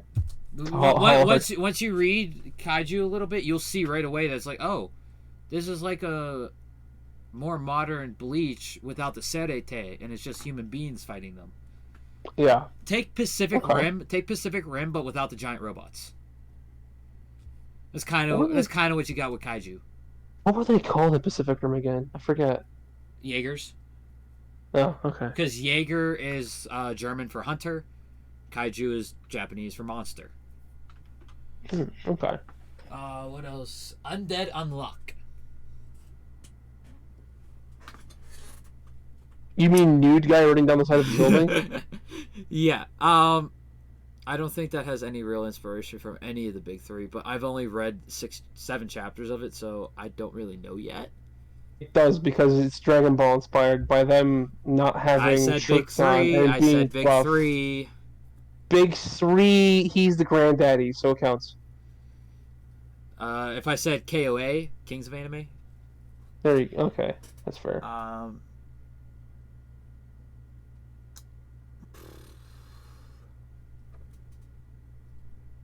Yeah, I don't really know what other I can't really think of other ones that I can't say Final Fantasy Lost Stranger because it's still only a manga. I mean, Undead Unluck is still only a manga, but it has been confirmed for an anime. Same with Kaiju number 8. Mm-hmm. But Undead Unluck, or not Undead, Final Fantasy Lost Stranger is a culmination of a bunch of different Final Fantasy games. There's bosses from Final Fantasy 4, there's towns from Final Fantasy 12, Final Fantasy 10, characters from the other Final Fantasies like Sid. Sid was just introduced in Volume 8 of Bro, Lost Sid's Stranger. I'm pretty sure Sid is in most Final Fantasy games. Yeah, Sid is a multi-dimensional being in Final Fantasy. I don't He's think not you can say that in he's the not one, that though. he's not that powerful, of course, but he is the one constant through since Final Fantasy, I believe 3 when he was introduced, all the way to 15. Okay, yeah, because he's not the same Sid in every single one, No, but Sid is always there. but what I mean when I say a multi-dimensional being is he is in every he's He's always been in present. all of He's them there. Yeah. since his introduction. He's the only constant, other than the names of swords and a couple characters here and there. But those are more background characters. Sid is always a character you always need to rely on. He's in the story somehow, yeah. Other ones are like Easter eggs, or like you talk to him once for a quest and that's it. Like you talk to in Final Fantasy 12, you get a quest from Leon from Final Fantasy 8, and that's the only time he's mentioned in the whole game. I don't know about Final Fantasy 16 yet because it's not out yet, but I want 16 to break the mold and have you play as... No, I'm not saying... have you play as Sid? Playing as Sid. No, you already know who you're playing as. You're playing as the protector of the prince, I believe. The prince's guard. That sounds about right. From the trailer, that's what it seems. It's been a bit sad watching the show. But that comes out June 22nd? Is it this month? It is this month. You're right. June 22nd is when it releases. I cannot wait. You will find me behind on anime when that releases. Yes. And that'll be the summer season 2, which sucks because that will be right before Bleach starts. So I'm gonna try to bang out that game as quick as possible before Bleach starts. Because I have June 22nd here. So June 22nd on my list of anime coming out is the final episode of Yuri Is My Job and the final episode of Opus Color. You'll have like 2 weeks before Bleach starts airing, roughly, I think. So June 23rd has the final episode of My One Hit Kill Sister, Two Cute Crisis, and Rokudo Bad Girls. The 24th of June has the final episode of Heavenly Delusion, Tengoku, My Love Story Yamada-kun at level 999, and A Galaxy Next Door. So a lot of finals happening, so it won't be that bad, but I'm going to try to bust it out quick because I know it's going to be a massive game. Oh, yeah. I'm thinking minimum 50 hours. Minimum. No, because think more? The minimum for 15 was almost 100 hours. Oh, okay. If that's for 15, if it was 100, then minimum 150. The closed beta that was done, I think only 50 people got to play it. I knew one of them who was in the beta. They gave you the first 2 missions. The first, non-side, just the first 2 main missions to play. Yeah. Almost 30 hours. No. Oh my god. That's what he told me. He's like, dude, I did the first 2 main missions and I was playing it for like 30 hours before I realized. Okay. Then yeah, I think my estimate of minimum 150 is probably on par for accurate. Like, and it's going to be a longer story. Like Final Fantasy 15 was 14 or 15 chapters. And I think my quickest, because I've played through it 3 times, I have a total of almost 600 hours on the game. My quickest completion from start to finish was my first playthrough, and it was almost 60 hours. And you see, I've only beat it 2. I'm on my 4th playthrough of 15, trying to get everything 100%. I still need 1 more of the King's Weapons before I have all 13. And I'm almost at 600 hours. And I'm only on my 4th playthrough. You could tell how much longer my playthroughs got. Back on track because I'm sure Tacco's bored. I'm vibing. Number 6 is Asuna Kagurazaka from the Maho Sensei Negima. I totally butchered the hell out of that. Never heard of this. Never seen that. So we will skip this. No comment on number 6. Number 5 is Miko Lino from Kaguya. No, Kaguya should be on this list, not Miko. I agree with that. Kaguya should be on there. I finished the second volume of Kaguya like a couple days ago, and it makes me want to go back and watch Kaguya again, just so I can hear the narration, because the narration is hilarious. But yeah, it should be Kaguya instead of Miko. Shikamori from Shikamori's Not a Cutie. I haven't watched this yet. I don't have I, but I think it's on High Dive. I don't. No, I think it's Crunchyroll. It might be both. But just going on. Well, no, if it's on High Dive, it's only High Dive. No, not true. What? I haven't seen anything else that proves me wrong. What have you seen that does that? Hold on, I'm pulling it up right. I'm pulling up High Dive right now. And yeah, it's on Crunchyroll. Because it will say exclusive if it's only on High Dive. It's true. And I just haven't. their I haven't exclusive seen category is not that big. Akame Got Kill is on there. Alice in Borderland.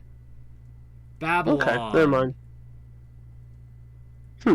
I haven't seen many. Some of these on are High Dive. only on High Dive in America, like Blue Seed That's why. is Okay. only on High Dive in America because it's on Amazon. It's not available in this country on Amazon, and I don't think it's on Crunchyroll. It's a High Dive, Amazon, and one other streaming platform, but not Funimation.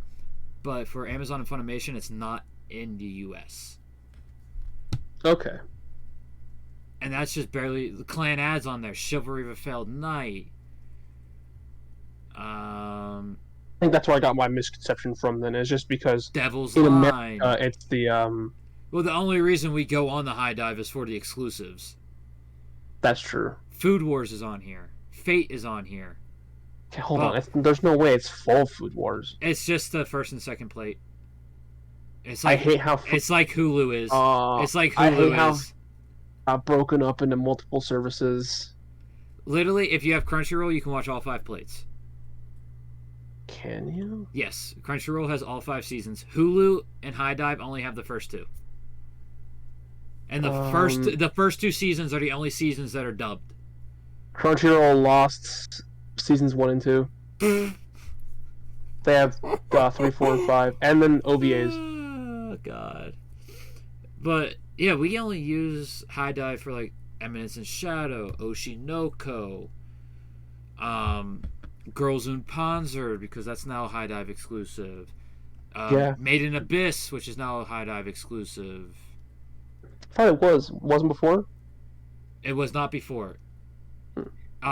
Is it wrong to pick up Girls in a Dungeon, which is now a High Dive exclusive? It's been High Dive exclusive for a while. Like, well, at least when they were airing the new stuff. I know Crunchyroll still had season 3 for a while, but Lupin is now an exclusive, but only the newest season. Oh, come on. The initial D movies that summarize the seasons are exclusives on High Dive. Interesting. My Isekai Life is a High Dive exclusive. That was a good one. No Game No Life's on here. Parasite's on here. Real Girl is an exclusive. Reincarnated as a Sword is an exclusive. That one seemed interesting. I haven't watched that one yet. Oh, it's so good. The 3rd season of Teasen Master Takagi is an exclusive. Oh God, that one. Yeah, they have Vinland Saga on here, dubbed as well. The Waiting in Summer OVA is an exclusive on High Dive. Interesting. Ya Boy Kong Ming is an exclusive. And then, oh yeah. What the hell are you doing here, teacher? Is a Better Watch on High Dive. I do remember you saying that. Yeah. Then there's also, it's not on the dub because it's not dubbed. Redo of Healer is technically an exclusive on High Dive. That's because no other streaming service wants it, but High Dive will take it. Well, no, that's because the only other streaming service it's on is a H site. Yeah. Yeah. So, which My one buddy has watched all of Redo of Healer on both High Dive and his H site, God. and he said it's better to just watch it on the H site. Well, yeah. Even though High Dive doesn't really censor. I mean, it's clear with what the hell you doing here, teacher? Yes. But it's just there. He said there's one little thing that happens in one of the episodes where it's better to watch on the H site. Oh God, oh God. So I don't know what it is. I've only watched the first episode of Redo of Healer, and that was almost a year ago. So I definitely need to rewatch it because all I know about it is it's huge on the word that rhymes with grape. You can really just say G. Oh no, you can't say that. Just lose the G on it. There you go. Yeah, the word that rhymes with grape. It doesn't. It's literally the other 4 letters of grape. I know, but we can't say the word. No, well, no. So say just take the G off of grape, and there you go. Don't say it rhymes with it when it's literally the other. This is the majority of the word. It still rhymes with it, though. I'm not wrong. That's like saying every single I'm trying to think of a word now. Have fun. There's not many. I'm trying to think of a word that has a majority of another word in it. But I'm blanking on one now. There's crepe. Crepe, but that's also spelled differently though. It's spelled differently, but it still rhymes with grape. Say there you go. And the other word. That's a word. That's a word I can agree with saying. Okay, yeah, you can say it rhymes with grape and it works because it's different spelling. All right. Number 3 is Aline d'Atre from I'm a Villainess, so I'm taming the final boss. This is another isekai that I've been meaning to watch. Most likely the same thing, by the way. It's most likely she goes in, every path leads to death, and she has to make it. So it being this high, I do not agree with, even though I've never seen the series and I don't know much about it. It's more than likely the same as cross-dressing and the other one. Yeah, it's most likely she's not that honorable. It's just, oh my she God, has to... another one. Why is it all shoujo dating sim isekais? What's number 1 gonna be? The chick from Romantic Killer? Okay, no, that one's different. But it's still a rom-com isekai. So Trapped in a Dating Sim is actually different because it's a guy who's isekai'd as a side. It's a guy isekai'd as a side character, technically speaking, because he's not one of the 5 handsome princes that are trying to win over the heart of the princess. Wow. So it's slightly different. What's number 1 gonna be? What's number 1 gonna be? Ainzo from Romantic Killer? Even though that one's not an isekai? Yeah, it might be though. Oh boy. Nope, it's Misaki. I 100% agree with her being number 1. Yeah, I agree. Misaki from Maid-sama. Oh. I mean, she's literally a maid. That's her thing. No, she's also the student council president. Well, yeah, there's a lot of reasons why. All boys school that got turned into co-ed, and she's trying to get more girls into the school because the boys are nothing but roughhouseians and garbage, basically. Which, it's kind of a feminist show, but not, because it's on the concept that men are garbage. That's her thought process. But if you see how the men of this school actually act, the men of that school are literal garbage. Yes. So it is and isn't a feminist type of plot. I think that's why I stuck with it, because I can see why she thinks that at least the kids in that the guys in that high school are garbage. Well, I mean, and yeah. Then she also gets introduced. They don't really have that much. She also gets introduced into the main love interest of the story, and he kind of changes her viewpoint slightly. Yes. I can't remember his fucking name though. Most likely not important. Well, I mean it is, but they don't have it on here. I think it started with a T though. Probably. All right, we're coming up on that 3-hour mark. Yeah, we should probably. We're like a minute off. We should probably call it soon. All right, we'll do 2 more lists. Hopefully, we can get through them quick. 2 more. My God, you saw how long it took us to get to the last one. Oh my God, it's 11:30. Oh shit! My I have a Hero- 7 time tomorrow. My Hero Taco's got. Academia. Oh, I don't know if Taco can do it. Why it's too soon for Bakugo to die? Because there's so much shit left. Yes, there's too much left. Deserves another chance at redemption. I don't think he needs to redeem himself anymore. No, he just needs to go help.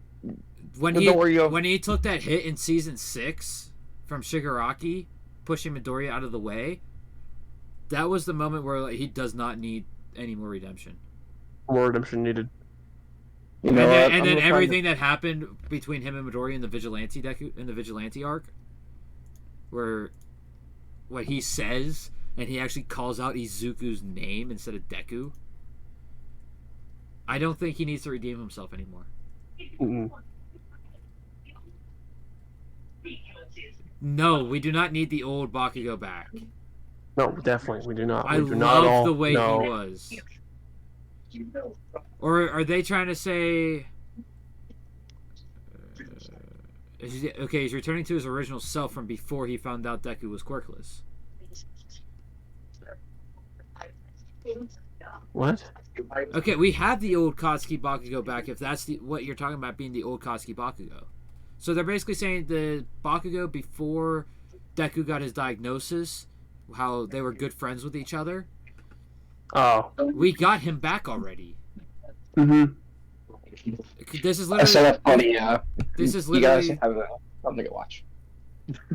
It's literally the same as the last point. What's the next? Yeah. And that's the 2 points they're giving. That's it. Wow. That's it. Just that we need the new Bakugo back, and he needs a redemption, but he doesn't need any more redemption. Yep, I agree. All right, 10 anime villains who powers that make no sense. I did this one for a certain character on here. Oh, great. I wonder who it is. Number 10, Zeref's Infinite Magic. Can I ask, why is Buggy one of the thumbnail characters for this list? We'll find out. But Buggy's power makes a ton of sense. Tacco, you finished Fairy Tail, right? Yeah, forever ago. Do you think Zeref's power did it make sense? For the most part. I think it made perfect sense. He has infinite magic. It's just it wasn't powerful. Yeah. That's why he couldn't take out Agnologia without Fairy Heart. Yep. And once he got Fairy Heart, him being defeated was kind of an ass pull. So, Yeah, I agree. but his power didn't make no sense. What made no sense was him losing after attaining that power. Yeah. Moonfish's blade tooth quirk. Okay, this makes sense though. His teeth turn into the blades that he can control the size and angle of. What more do you need? I think they were just looking for an excuse to complain about powers on characters. Yeah. Grand Fisher's memory. What? Ooh. No, you know what power would make sense for Bleach? To be on this list. I'm trying to think of who it could be. Shinji. His Bankai. Yes, that would make a lot of sense to put on here. Shinji's Bankai. That one kind of makes... Aizen's Bankai, because we have no clue what the hell it is. I think we're going to ever find that. We might. I don't think it's might, ever going to be They're, revealed. They're hinting at his Bankai probably coming into Brave Souls soon. Which means we're probably going to get it, because you see what happened. We got Shinji's Bankai in Brave Souls, and now they're giving it to us in Core 2. Yep. Interesting, okay. The Soul King. yes, Soul King actually, I think, goes on there above everybody. Yeah. Because it does not make sense at We all know why the we Soul don't King we don't does what he know. does. Well, you don't know anything about the Soul King yet. Yeah, no, nothing. Other than he's the reason why the He's the worlds reason exist as they do. everything is together the way that they are, and he's just a torso and a head inside of the glass because Eisen said that. Yeah. But you'll come to learn what the right arm of the Soul King and the left arm of the Soul King come to do, and the right arm of the Soul King needs some more explaining. God damn it! Because I hope we get it in the anime. The left arm of the Soul King was kind of self-explanatory what it did, but Soul King 100% deserves to be on this list before anything else. Grant Fisher's memory, any spiritual pressure that he consumed resided inside of him, and it was part of his power. It's the way his power worked. Yeah. So that boom, debunked. That's Grant Fisher's memory.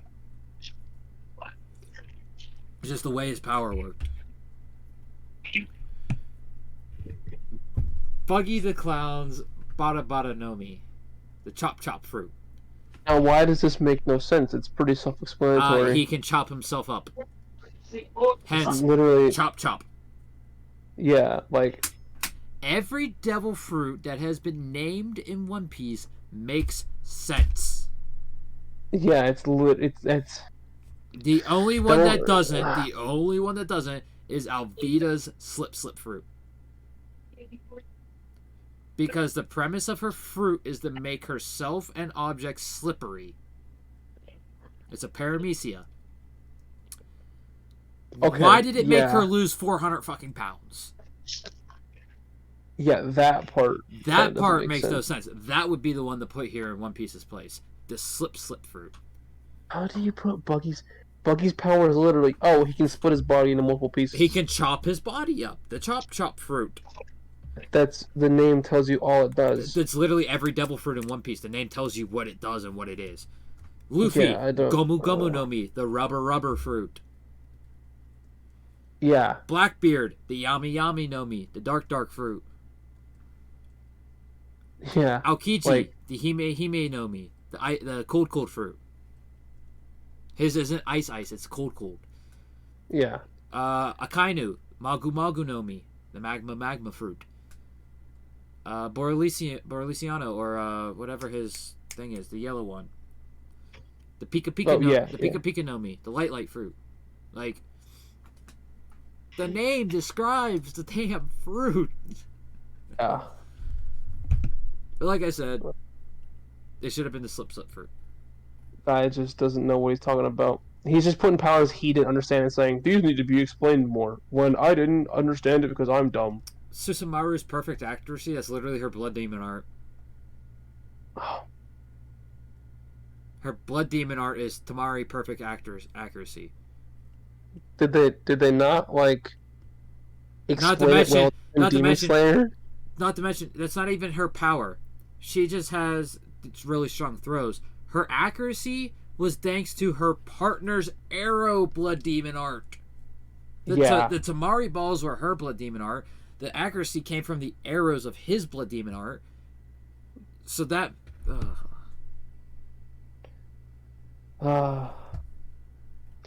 Yeah, this guy just has subhuman level understanding and had to make a list of things he didn't understand. I would take back that sentence because the next one is Hidan's immortality. Okay. This is the first time he's had a valid point, and it's what, number 5? It's number 5. It took 5 powers that were explained in some way in the show. Yeah, or the source material. Zareth's magic was explained how he got it. It was due to forbidden rituals. Moonfish, it's literally his quirk. The name of it literally tells you what it does. His teeth turn into blades. Yep. Grant Fisher's memory, we already agreed that it would be the Soul King would be a better fit for this. Yes. And then One Piece, Alvida, Slip Fruit would be a better fit. Demon Slayer, I don't really think anything else would be a perfect fit at all because everyone's powers are explained. All the blood demon arts are explained. All the breathing maybe tiles are explained. Maybe what we could say is like, The disease. like- The disease. yeah, like the disease that is killing, The heads of the Demon Slayer Corps. or like why did Muzan's condition, like why did that combine with his medicine and make him immortal and hate the sun? Like, I thought, maybe that wasn't explained. I can't remember if that was explained or not. it wasn't explained as to why it made him hate the sun and why it made him immortal. It just kind of explained like, oh, this is how he became a demon. Yeah, the Hedon, I completely understand. We get in Boruto a little side story. It's a canon side story for Mirai, Asuma's daughter. Mm-hmm. She goes with Kakashi and Guy, and she thinks that she's on bodyguard duty for the previous Hokage and my Guy, who are traveling the country going to hot springs. They're traveling the world because they're going to different countries. But the whole purpose of the mission was to investigate for Jashin extremist. And they find it, and apparently it's some sort of ritual that you do with drinking the blood of virgins or some crap like that gives you the immortality, but it wasn't actually proven or explained. The dude was just a Jashin radicalist. And it was mainly the point of the arc was to give some character death for Mirai and have her come to terms with her father's not there. Yeah, people compare her to her father. That's because she's so much like her father, and it's just basically her coming to terms with the person she is. That's fair. Okay. But we learned nothing about how the hell Hedon became immortal or what the hell Jashinism really is. Okay. So yeah, that one's fair point to put there then. Yeah. Number 4. This is more on Tacco's level. Francis Scott, the Great Fitzgerald from Bungo Stray Dogs. Ooh. Now, was it really explained well, or like did it make sense? I don't know. I haven't been introduced. This is the dude whose power is resulting in accounting. I remember Nux talking to him. He's like a super accountant. That's his power. Tacco confirm or deny that? I don't know if Tacco's seen it because I think he's introduced in season 3 or season 4. No, you're ahead of me in that show. Huh? You're ahead of me. I'm ahead of you? Oh, yeah. I barely started season 2. I'm on like the second episode of season 2. So I think I finished season 1, and then I found something else, and then I got hooked. Okay, so neither of us have seen this character, but I do remember Nux talking about him, and Nux was basically doing a similar thing, like debunking people who think are not explained well enough. And one of the powers was Francis Scott's. He's a super accountant. Yeah, I remember him being talked about. Yeah, he's a super accountant. Boom. Power explained. Perfect. Father's Sentence from Full Metal Alchemist Brotherhood. It's explained by the science of the series. It gets explained in Hohenheim's backstory. Everything about Father is explained in the backstory of Hohenheim. So I take it that's another one that's been explained. So far there's been one on this list that actually deserved to be on this list. Yep, that's Hedon. I've never seen this series. Kishot's limb regeneration. They're a vampire. They're a vampire. Of course they're gonna have super regeneration. They're a vampire. Yeah, that sounds right. Also, I hate how that dude looks a lot like David from Edge Runners. No. He doesn't look like David. He looks like Oikawa from Haikyuu. Yeah, I can see it. Yeah, you're right. Yeah, he looks like Oikawa. Number 1, Oaken's immortality from Reiken of Kings. It literally gets explained. It that's crazy. doesn't get explained in season 1 too well, but there's literally a 2-episode part. This is why I said season 2 is so weird with the time frame, because they're jumping around all over the place. The first 3 were during Data's first rise to power as king. Then it went to a backstory of the childhood lives of the 3 brothers of the underworld, being Oaken was one of them. And then it goes to Bochi being king, to Bochi leaving, to find Kage. It's all over the place. What the hell? Yeah. Oh, you're right. Yeah. It's like all over the place. Okay. Yeah. But in season 2, in the 3-episode part about Oaken and his 2 brothers, it literally gets explained how Oaken is immortal. That is his grace, as they would call it. It's his magical power. So the first brother had had lightning magic and strength. The second brother had intelligence. Oaken, his magical ability or his grace didn't awaken until later in life, and he found out in the midst of a battle when he got slashed and his arm healed up instantly. It's his magical grace from the experimentation that his father did for his father to try to gain immortality. That is the reasoning behind Oaken's immortality. And this was put up after that episode aired. So, which means, yeah, whoever wrote this article struck out.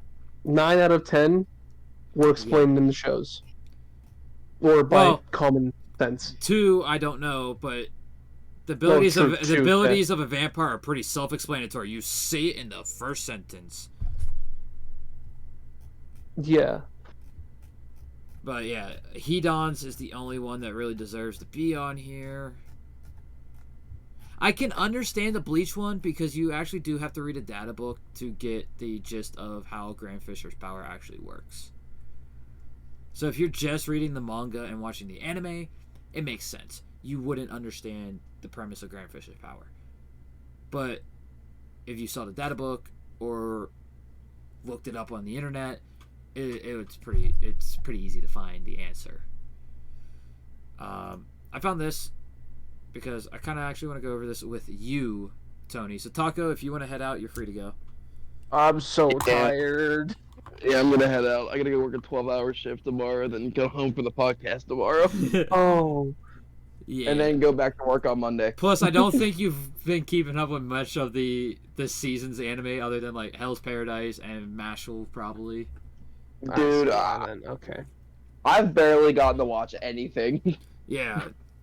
Tony's been more in this season, like I have. Yeah. I'm happy I was able to watch like the first episode of season 3 for Demon Slayer. First episode, we got what, like episode 8 tomorrow? Yeah, like I was happy. Yeah. I haven't watched Hell's Paradise since like episode 5 first came out. Oh, dude, you're missing out. You're missing out. Episode 5 was insane, but it's only been getting better. Episode or shifts. And episode 9 came out today after being delayed a week for the sub. Woo! So many 12-hour shifts. Ugh. I don't miss those. Oh. I don't miss those. I see why it was delayed. It's the first thing. It's the first thing on Crunchyroll. It says it was delayed because it had a conflict with the World Tabletop Tennis Championship. Yeah, it said that on That's a reason. On AnyTable or the Cool. anime timetable. Unreasonable, but okay. Oshinoko was delayed this week due to special programming. Huh. Probably tabletop tennis. Probably. But yeah, you're free to go. I'll talk to you tomorrow, Tacco. I'll talk to y'all tomorrow. Yeah, we're coming up on 9 tomorrow, episode 9 for Demon Slayer. Yep. Oh my god, I'm slow. Oh, that's a sub. Fine. Episode. Oh, I put it in the Discord. I think it's episode 2 for the dub. It is episode 2 for the dub. I think I finished it for the dub. I don't even remember. Well, dub should be season 3, episode 1. So yeah, probably. Yeah, season 3, episode 2 comes out tomorrow. Fuck, I'm behind. I'll catch up eventually. Alright, I'll talk to you tomorrow. Catch you tomorrow. Bye Tacco. bye. So, yep. So, Tony, so far out of this season's anime, what do you believe is the most disappointing? The most disappointing Kizuna Ai. Kizuna No, no Allie. yeah, whatever. Yeah, that one. That It's disappointing. one, And I thought it had promise when I So, first heard that was being no, made, but I had a feeling that one was gonna flop after you mentioned the eye thing and the way that they're doing the motion track and just how bad it looks. I thought it had promise because VTubers were hitting the like spike when the pandemic started. True, but Like, so that's if when if this came out like 2 years ago, it probably would be better. If it came out I'd like say 2 the years hype ago. train hasn't died down, but because people have It's gone back to plateaued. more normal lives, yeah, it's plateaued. But I would It's not say growing, but it's not shrinking. the But yeah. biggest disappointment of the spring 2023 is Alice Gear. Really? Yes, I because haven't watched it yet. it so. gives us this plot in like like how the Gold D. Roger, the man who was king of the pirates thing for One Piece. yeah. It gives us something like that of how humanity had to leave Earth due to an alien invasion, and there's these special like mecha pilots. They kind of look like the Nier Automata fighter suits, like those, and they use those to fight these aliens. We have gotten none of that. Damn. So that's where I find that's what I think is the most disappointing is Alice Gear. But let's All go right. in. Number 10, Let's see what this Tokyo guy- Mew Mew New Season 2, which I believe is a magical girl? Oh god. It sounds like cats. Mew Ichigo, which means there is a Mew Strawberry on the team. Because Okay, they're using yeah. Ichigo in the regards of Strawberry, and it is a high dive one. Yep, those are cats. Yeah, it's probably going to be like Cat Planet Cuties. That sounds That's accurate. probably what it's like. So I haven't watched the first season, so I didn't watch the second one of this. Neither Apparently, have I. it had hype. Oh, really? Okay. Well, So this guy's disappointing though. So I mean, unfortunate. most Tokyo Mew Mew fans have given up on this retelling, and most recommend the 2000s adaptation. So this is like Sailor Moon Crystal. This is a retelling of the original series. Okay. Apparently, they like the original better. Number 9, Kizuna no Allie. Yep. All right. I feel like they could be higher on the list, but all right. Well, we'll see. Well, true. We'll see. But Kizuna no Allie definitely deserves to be on this list, 100%. Absolutely. Because I feel like it could have taken off. Especially, it says right here, especially Oshinoko. If Oshinoko and Kizuna no Allie were not coming out at the same time, Been better. and there wasn't the That would've been crappy CG motion track and the basic shuffle dancing, which, like I said, last week's episode, we got our first VTuber idol that didn't just shuffle side to side. She did a full-blown dance routine, Nice. which was actually nice to see, but then again, it was still the crappy CG motion capture, which looked awful. If you make that normal animation, get rid of the CG motion track, and give us better dance choreography, different season than Oshinoko, and I think it would be a better rated show. Well, I feel like they could have mocapped it, but instead of using the mocap animation, use the mocap to get the basics for what you can animate yourself in. But That'd be the best, I think. Oshinoko in Japan had a huge manga sales, and they only have 4 volumes out in Japan. We saw the images. There's literally like one whole street in like the anime manga like Holy Grail City that was literally just Oshinoko ads. Yeah, the first volume of Oshinoko was so good. Like, I don't even remember why I do remember seeing that it was one coming out in the spring. I was like, oh, I'll check that out. Wasn't it because it was written or something by the guy that did Kaguya-sama? No, this is not by the same person. No, I don't mean written, but like, didn't he have something to do with it, or is that something else? I think that's a different series. Okay. I got, Aka is for that one. So it is. The story is by Aka Akasaka, the creator think of that's- Kaguya. I think that's why you probably picked it up. That's You why saw I that. picked up the first volume. And I'm so happy I did, because that first volume has me 100% hooked. Oshinoko Yes. is one of my favorites of this season. Absolutely, it's great. I would say like Oshinoko, Mashal.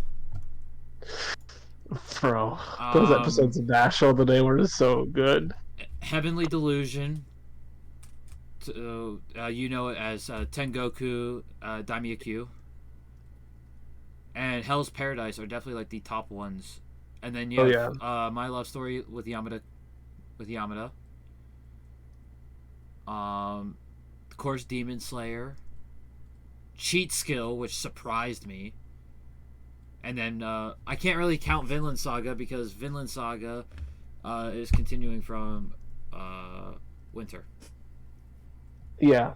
Oh, Birdie Wing. I'll throw Birdie Wing on there. Birdie Wing too, yeah. But yeah, I think it was a bad time for it to come out, and it feels it was rushed. It was Definitely. too little production time. Number 8, In Another World with My Smartphone, Season 2. I can understand why, because the first season got a lot of hate. Because, I mean, to be fair, it's an isekai where the main character basically gets given this cheating ability. I can understand why people would hate it. See, Eminence and Shadow did that right. Exactly. Eminence and Shadow did OP done right. My Isekai Life did it wrong. That was a bad one. Yes. I think it could have done better, but the MC is just way too bland. Absolutely, he was just too bland. You give the MC of Another World with My Smartphone, you put him in the shoes of the MC of My Isekai Life in the My Isekai Life world, and you got yourself a good Isekai. Yes. He just needed personality. That's pretty much it. Yeah. Number 7, Magical Destroyers. I think this is a Magical Girl one. I don't recognize that, so I don't think I've heard anything about that. Yeah, it's Magical Girls. It's a That looks it. It's a mishmash of a plot, forgettable cast, and jarring changes in tone. Interesting. I haven't seen this. I can't agree or disagree with that. Number 6, Nope, The I haven't seen either. Aristocats' Otherworldly Adventure. Now, I have heard mixed things of this, and the biggest thing is like it says right here, run-of-the-mill isekai story. Yeah, I think the thing is just because isekai is so There's so many of them. It's so popular because people like escapism. That's what isekai is meant That's for. a huge to thing. escape That's reality. a huge thing in Japan is escapism. Mm-hmm. But why face my problems when I can read about someone who escaped from my problems and I can feel better? But there's only a few that do it right. Why am I blanking on the damn series now? Eminence and Shadow. Sword Art Online, which that's not even an isekai anymore. Only the first half of the first season is an isekai. Really? Yeah. They changed that? It does not have the isekai genre anymore because it's not really an isekai. Now, yeah, I guess it's just something a game, isn't it? Well, the first half of the first season where they're trapped in Aincrad, you could technically consider it. And then War of Underworld, Alicization, the 2 newest seasons, is isekai. And it's an isekai like the way My One Hit Kill Sister is. The main character of My One Hit Kill Sister for this season is in a coma. Oh, okay. And his sister, I'll let you watch to find out because that's hilarious when you find it out. I'm trying to look. Reincarnated as a slime. That did it right. Why am I blanking on these good isekais? Overlord, ReZero. Ooh, ReZero, yes. I would say Konosuba, but Konosuba really isn't that good. It's just very funny. I would say no. I would disagree. I'd say Konosuba is good if you can just get past. If you can just not take it seriously, like Konosuba takes itself not seriously. Yeah, that's what I said. Like, it's funny. Well, there's a difference between being funny and not taking itself seriously. Because Konosuba definitely doesn't take itself seriously, and it's funny, but there are still plot points that it follows that it does good with, I'd say. Well, it's a good comedy. Is it a good isekai? But it's a good comedy. I'd say it's a good isekai because it's not one where the main character is overpowered or anything. No, it's He one where the has main nothing, character is and weak as hell, and that's what my one hit kill sister is too. Cosmo's not necessarily weak. It's just he's not super strong. I mean, watch my one hit kill sister, and you'll see what I mean. All right. Number 5, working for a god in a godless world. It's another isekai. Okay, now that one I think I know why it's probably put on here CGI. because it has a really good premise and the CGI animation just killed it. It's like a Berserk 2016 moment. I'd say even probably worse, honestly. Oh God. But the look of the monster worse than the TV version or the streaming version of Berserk 2016. Streaming version. It's worse than streaming, not worse than the TV. I was about to say nothing can be worse than Berserk 2016 original TV airing. That literally had still frame of guts moving of him bouncing along. It's not that bad, but it is worse than I think 2016 Berserk streaming because the monsters move, but they're hideous and they look like they took like an early PlayStation or PlayStation 2 game model and ripped it and put it in there. Yeah. Like it just looks bad. Why did he say Bakugan? Everything else though, I mean, it looks good. But let me show you what I mean by the Berserk TV. This gift I just put in the Chamber of Secrets is from the TV adaptation from when it first aired on TV, not from the streaming one that you see today. That's the one I was talking about. Yeah, that's from the TV one. Bro's just bouncing along. There's no. It's so bad. That's so bad. Number 4. Why is this here? This is good. What they put? My Home Hero. Oh, what? That's not right. That's you barely know anything of the story. You just know little tidbits and snips that I text you about. Because we also watched first episode, and I can say with first episode alone, that does not belong on this list. Bro, the like 3 most recent episodes. Holy shit! Holy shit is all I can say, bro. And it seems like it's only gonna be a 1-season series.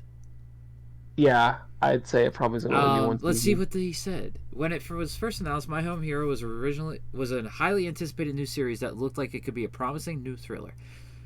Sadly, the series has less thrills and more problems that the viewers can count, from poor production quality to bad pacing. Okay, I don't know if this has any source material, but the pacing's been good. The production quality's been good. This series is a disappointing adaptation of a well-loved manga title. Now, I do not remember this having a manga. Because I always check that. I always check that with a new show. I'm gonna Google that right now. I'm on Mal right now. I just gotta get down to the M's. Oh, it does say there's a manga. I'm going on Mal right now. Oh, I don't want anime though. I want the manga. There it is. My Home Hero. It has source manga, but where's so adaptation? My Home Hero. Oh, the anime has like a 6.9, but the manga has like a 7.9. Yeah, I'm seeing that right now.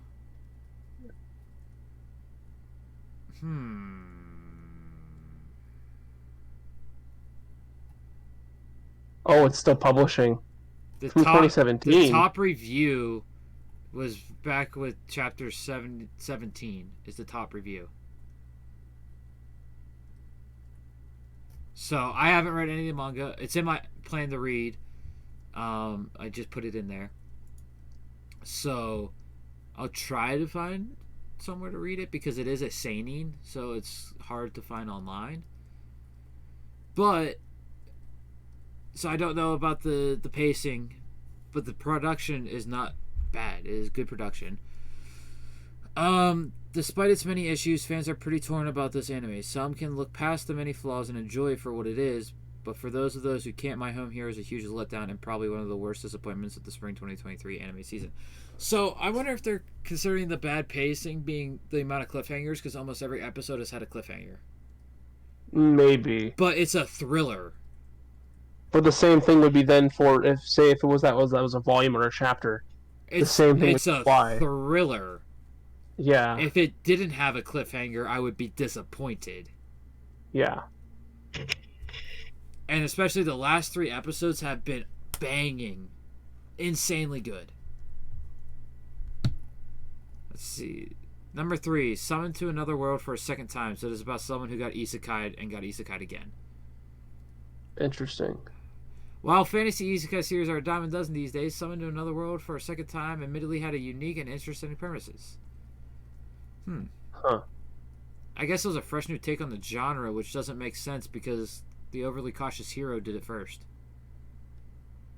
Technically, yeah, it did. He got isekai'd, and then isekai'd again, and then he got isekai'd a third time at the end of the season. Yeah. So, the overly cautious hero did it first. It's not a new take, fresh new take on the genre. Completely new, but I think it's probably one of the more memorable ones because, I mean, the overly cautious hero, It was really good. really good, but it was like one of the first few, so it probably didn't stand out too much. I can't wait for season 2 of that. Season 2 coming out of that? Oh, perfect. It hasn't been confirmed yet. Oh, okay. But there's still more material. Like, it's not hearing the chit chatter like that gives cliffhanger. The season ended on a cliffhanger. Oh, okay. Well, then I'm going to definitely be all over that soon. The legendary hero is dead. That one, okay. No, it's a fantasy. I know that. I don't think it's an isekai. No, I think it's like Danmachi. That's what I said. Like, it's a fantasy, but it seems like an isekai, but it's not. I thought Danmachi was an isekai at first. I did too. Technically, everything's an isekai. We just don't know if it truly is or not. We don't know. Right. We don't know the premise on why they were born there. Get out of here. Sorry, I had to pull a Nux on that one.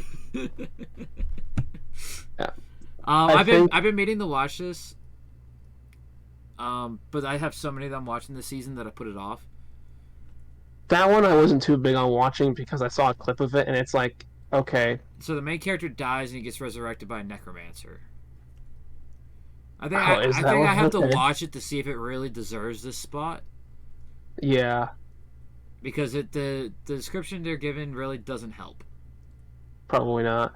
Well, of course I'm going to be biased running it to sound bad because they're saying it's bad. Pulling from the usual tropes found in fantasy adventure anime, I'm sorry, how is it a usual trope for the main character to die and be a puppet the whole series? That's pretty new and pretty unique. Yeah, I've never heard of someone doing that before. Only show I know where it starts off with the main character dying. Isekais, most they get there. Isekais. But after they get to their world, ReZero. They usually, ReZero is the only one I can think of where the main character dies more than once. Mm-hmm. Well, there's one other one. I'm blanking on the damn name of it. Oh, is it the Summertime Rendering? Yes, but that's not an isekai. He just dies more than once. It's just it's a supernatural thriller. Yeah. Let's see what number 1 is. The Marginal Service. So this is haven't heard of that. So it was made for fans of Western adult cartoons. So this is literally an anime made for adult cartoon lovers in America. It was made for the Family Guy likers. No. I would think higher. Oh, you mean Rick and Morty. You mean like adult? Okay, you mean like that. Okay. Yeah, like Rick and Morty. The rated M for mature rather than the rated PG-13. Well, TVMA. TVMA. Listen, I don't know that scale. Rick and Morty is TVMA. Family Guy, okay. I believe, is TV-14. That sounds right. Simpsons is TVG, I think. Really? Oh, yeah, never mind. I yeah, can see that. Simpsons. Bob's Burger is TV-14. The Cleveland Show is TV-14. What are some other ones that are technically adult cartoons? I don't know. South Park is TVMA. Yes, that makes sense. The third trailer for season 2 of Mushoku Tensei. Did you see the new trailer for Bleach?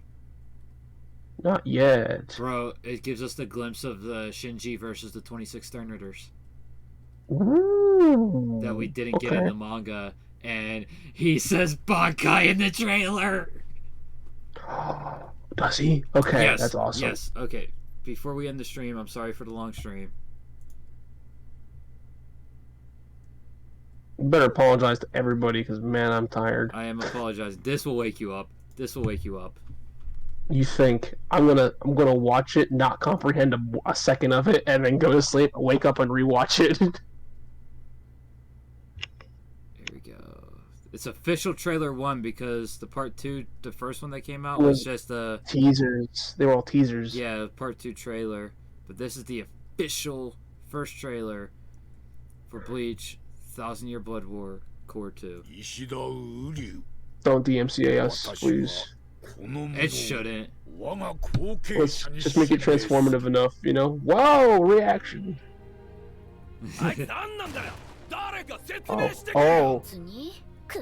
Oh, what? Okay, I actually didn't know that was happening. I knew Uryu was going over there, but I did not know that's what happened. Okay. Yeah, that's a big spoiler, him saying that at the beginning. Wow, okay. For him to be his successor. And then there they all are. We're finally gonna see Ichibei. There he is! Just kidding. I'm so tired. I actually forget every character's name, basically. Besides the ones I remember. This is the new OP. This is where we might get a copyright on YouTube, but this is the new OP. I can't. I have stream muted. Never mind. I'm like, I can't hear it. Of course I can hear it. I can't hear the stream. We could just mute this section. It's not impossible. We'll just have to deal with the copyright on it. We just won't get any revenue from it. That's true. Oh, okay. I like that. I like the wrong pizza guy a moment. Ooh, there we go. No, this guy again. Ooh, okay. Bro! Action. Aizen, let's go. Oh! Oh! Bro! Whoa! Whoa! Whoa! Where's the Bankai? Oh my god, bro. This is insane. Bro, this is gonna be the most hype core of Blood War. I do not believe we don't see Shunsui's, do we? No, we can't. No, and not in this core. Not in this core, I don't think. Bro, I but can't July wait to see Shunsui's. July 8th. Oh, we get a poem from Uryu.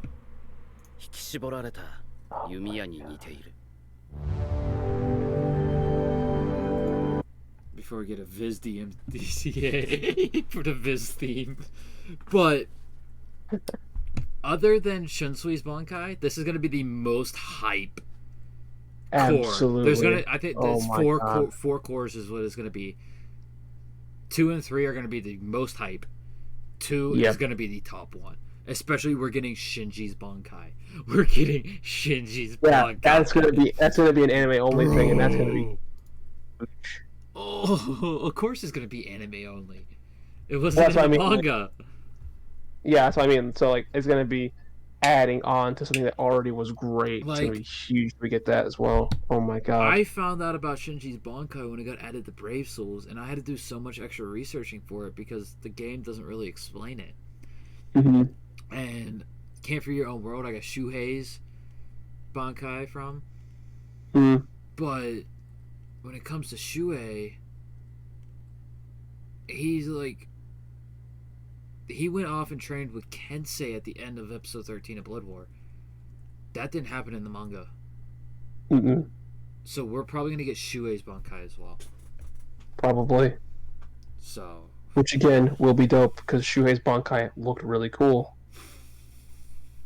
Oh, I just hope we get more with Ukitake. I'm not going to say why. Well, I mean, I want more with him anyway. He didn't really do much. No, there's a huge reason why I want more with him. All right, that's fair. Anyway, Thank you everyone for joining us tonight. Sorry for the long stream.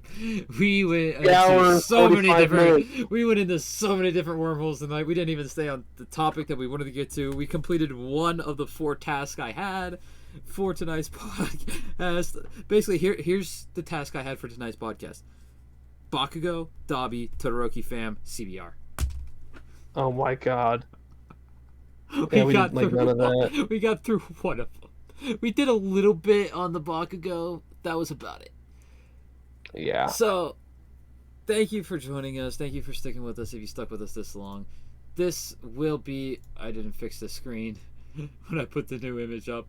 Whoever stayed here this entire time, you're crazy. Yeah, but you are a mad lad. We love ya. This will be uploaded on Tuesday on YouTube, or Monday. This will be up on Monday. The normal podcast will be up on Tuesdays. So this will be up on Monday on YouTube. We'll be back live tomorrow for the Bleach Swordsman episode. If you need to yourself some energy hydration, go to rogueenergy.com. Use the code TheMadness5 at checkout to get yourself 5% off. Thank you for joining me tonight, SkelyTony. I would say thank you to Tacco, but he's currently not here. He had to dip off. He'll get his thanks tomorrow. He'll get his thanks tomorrow. But if you want to see who's going to get the selection for the Bleach entry in the Swordsman episode, check us out tomorrow. And have a good night. Oh, yeah. Bye-bye.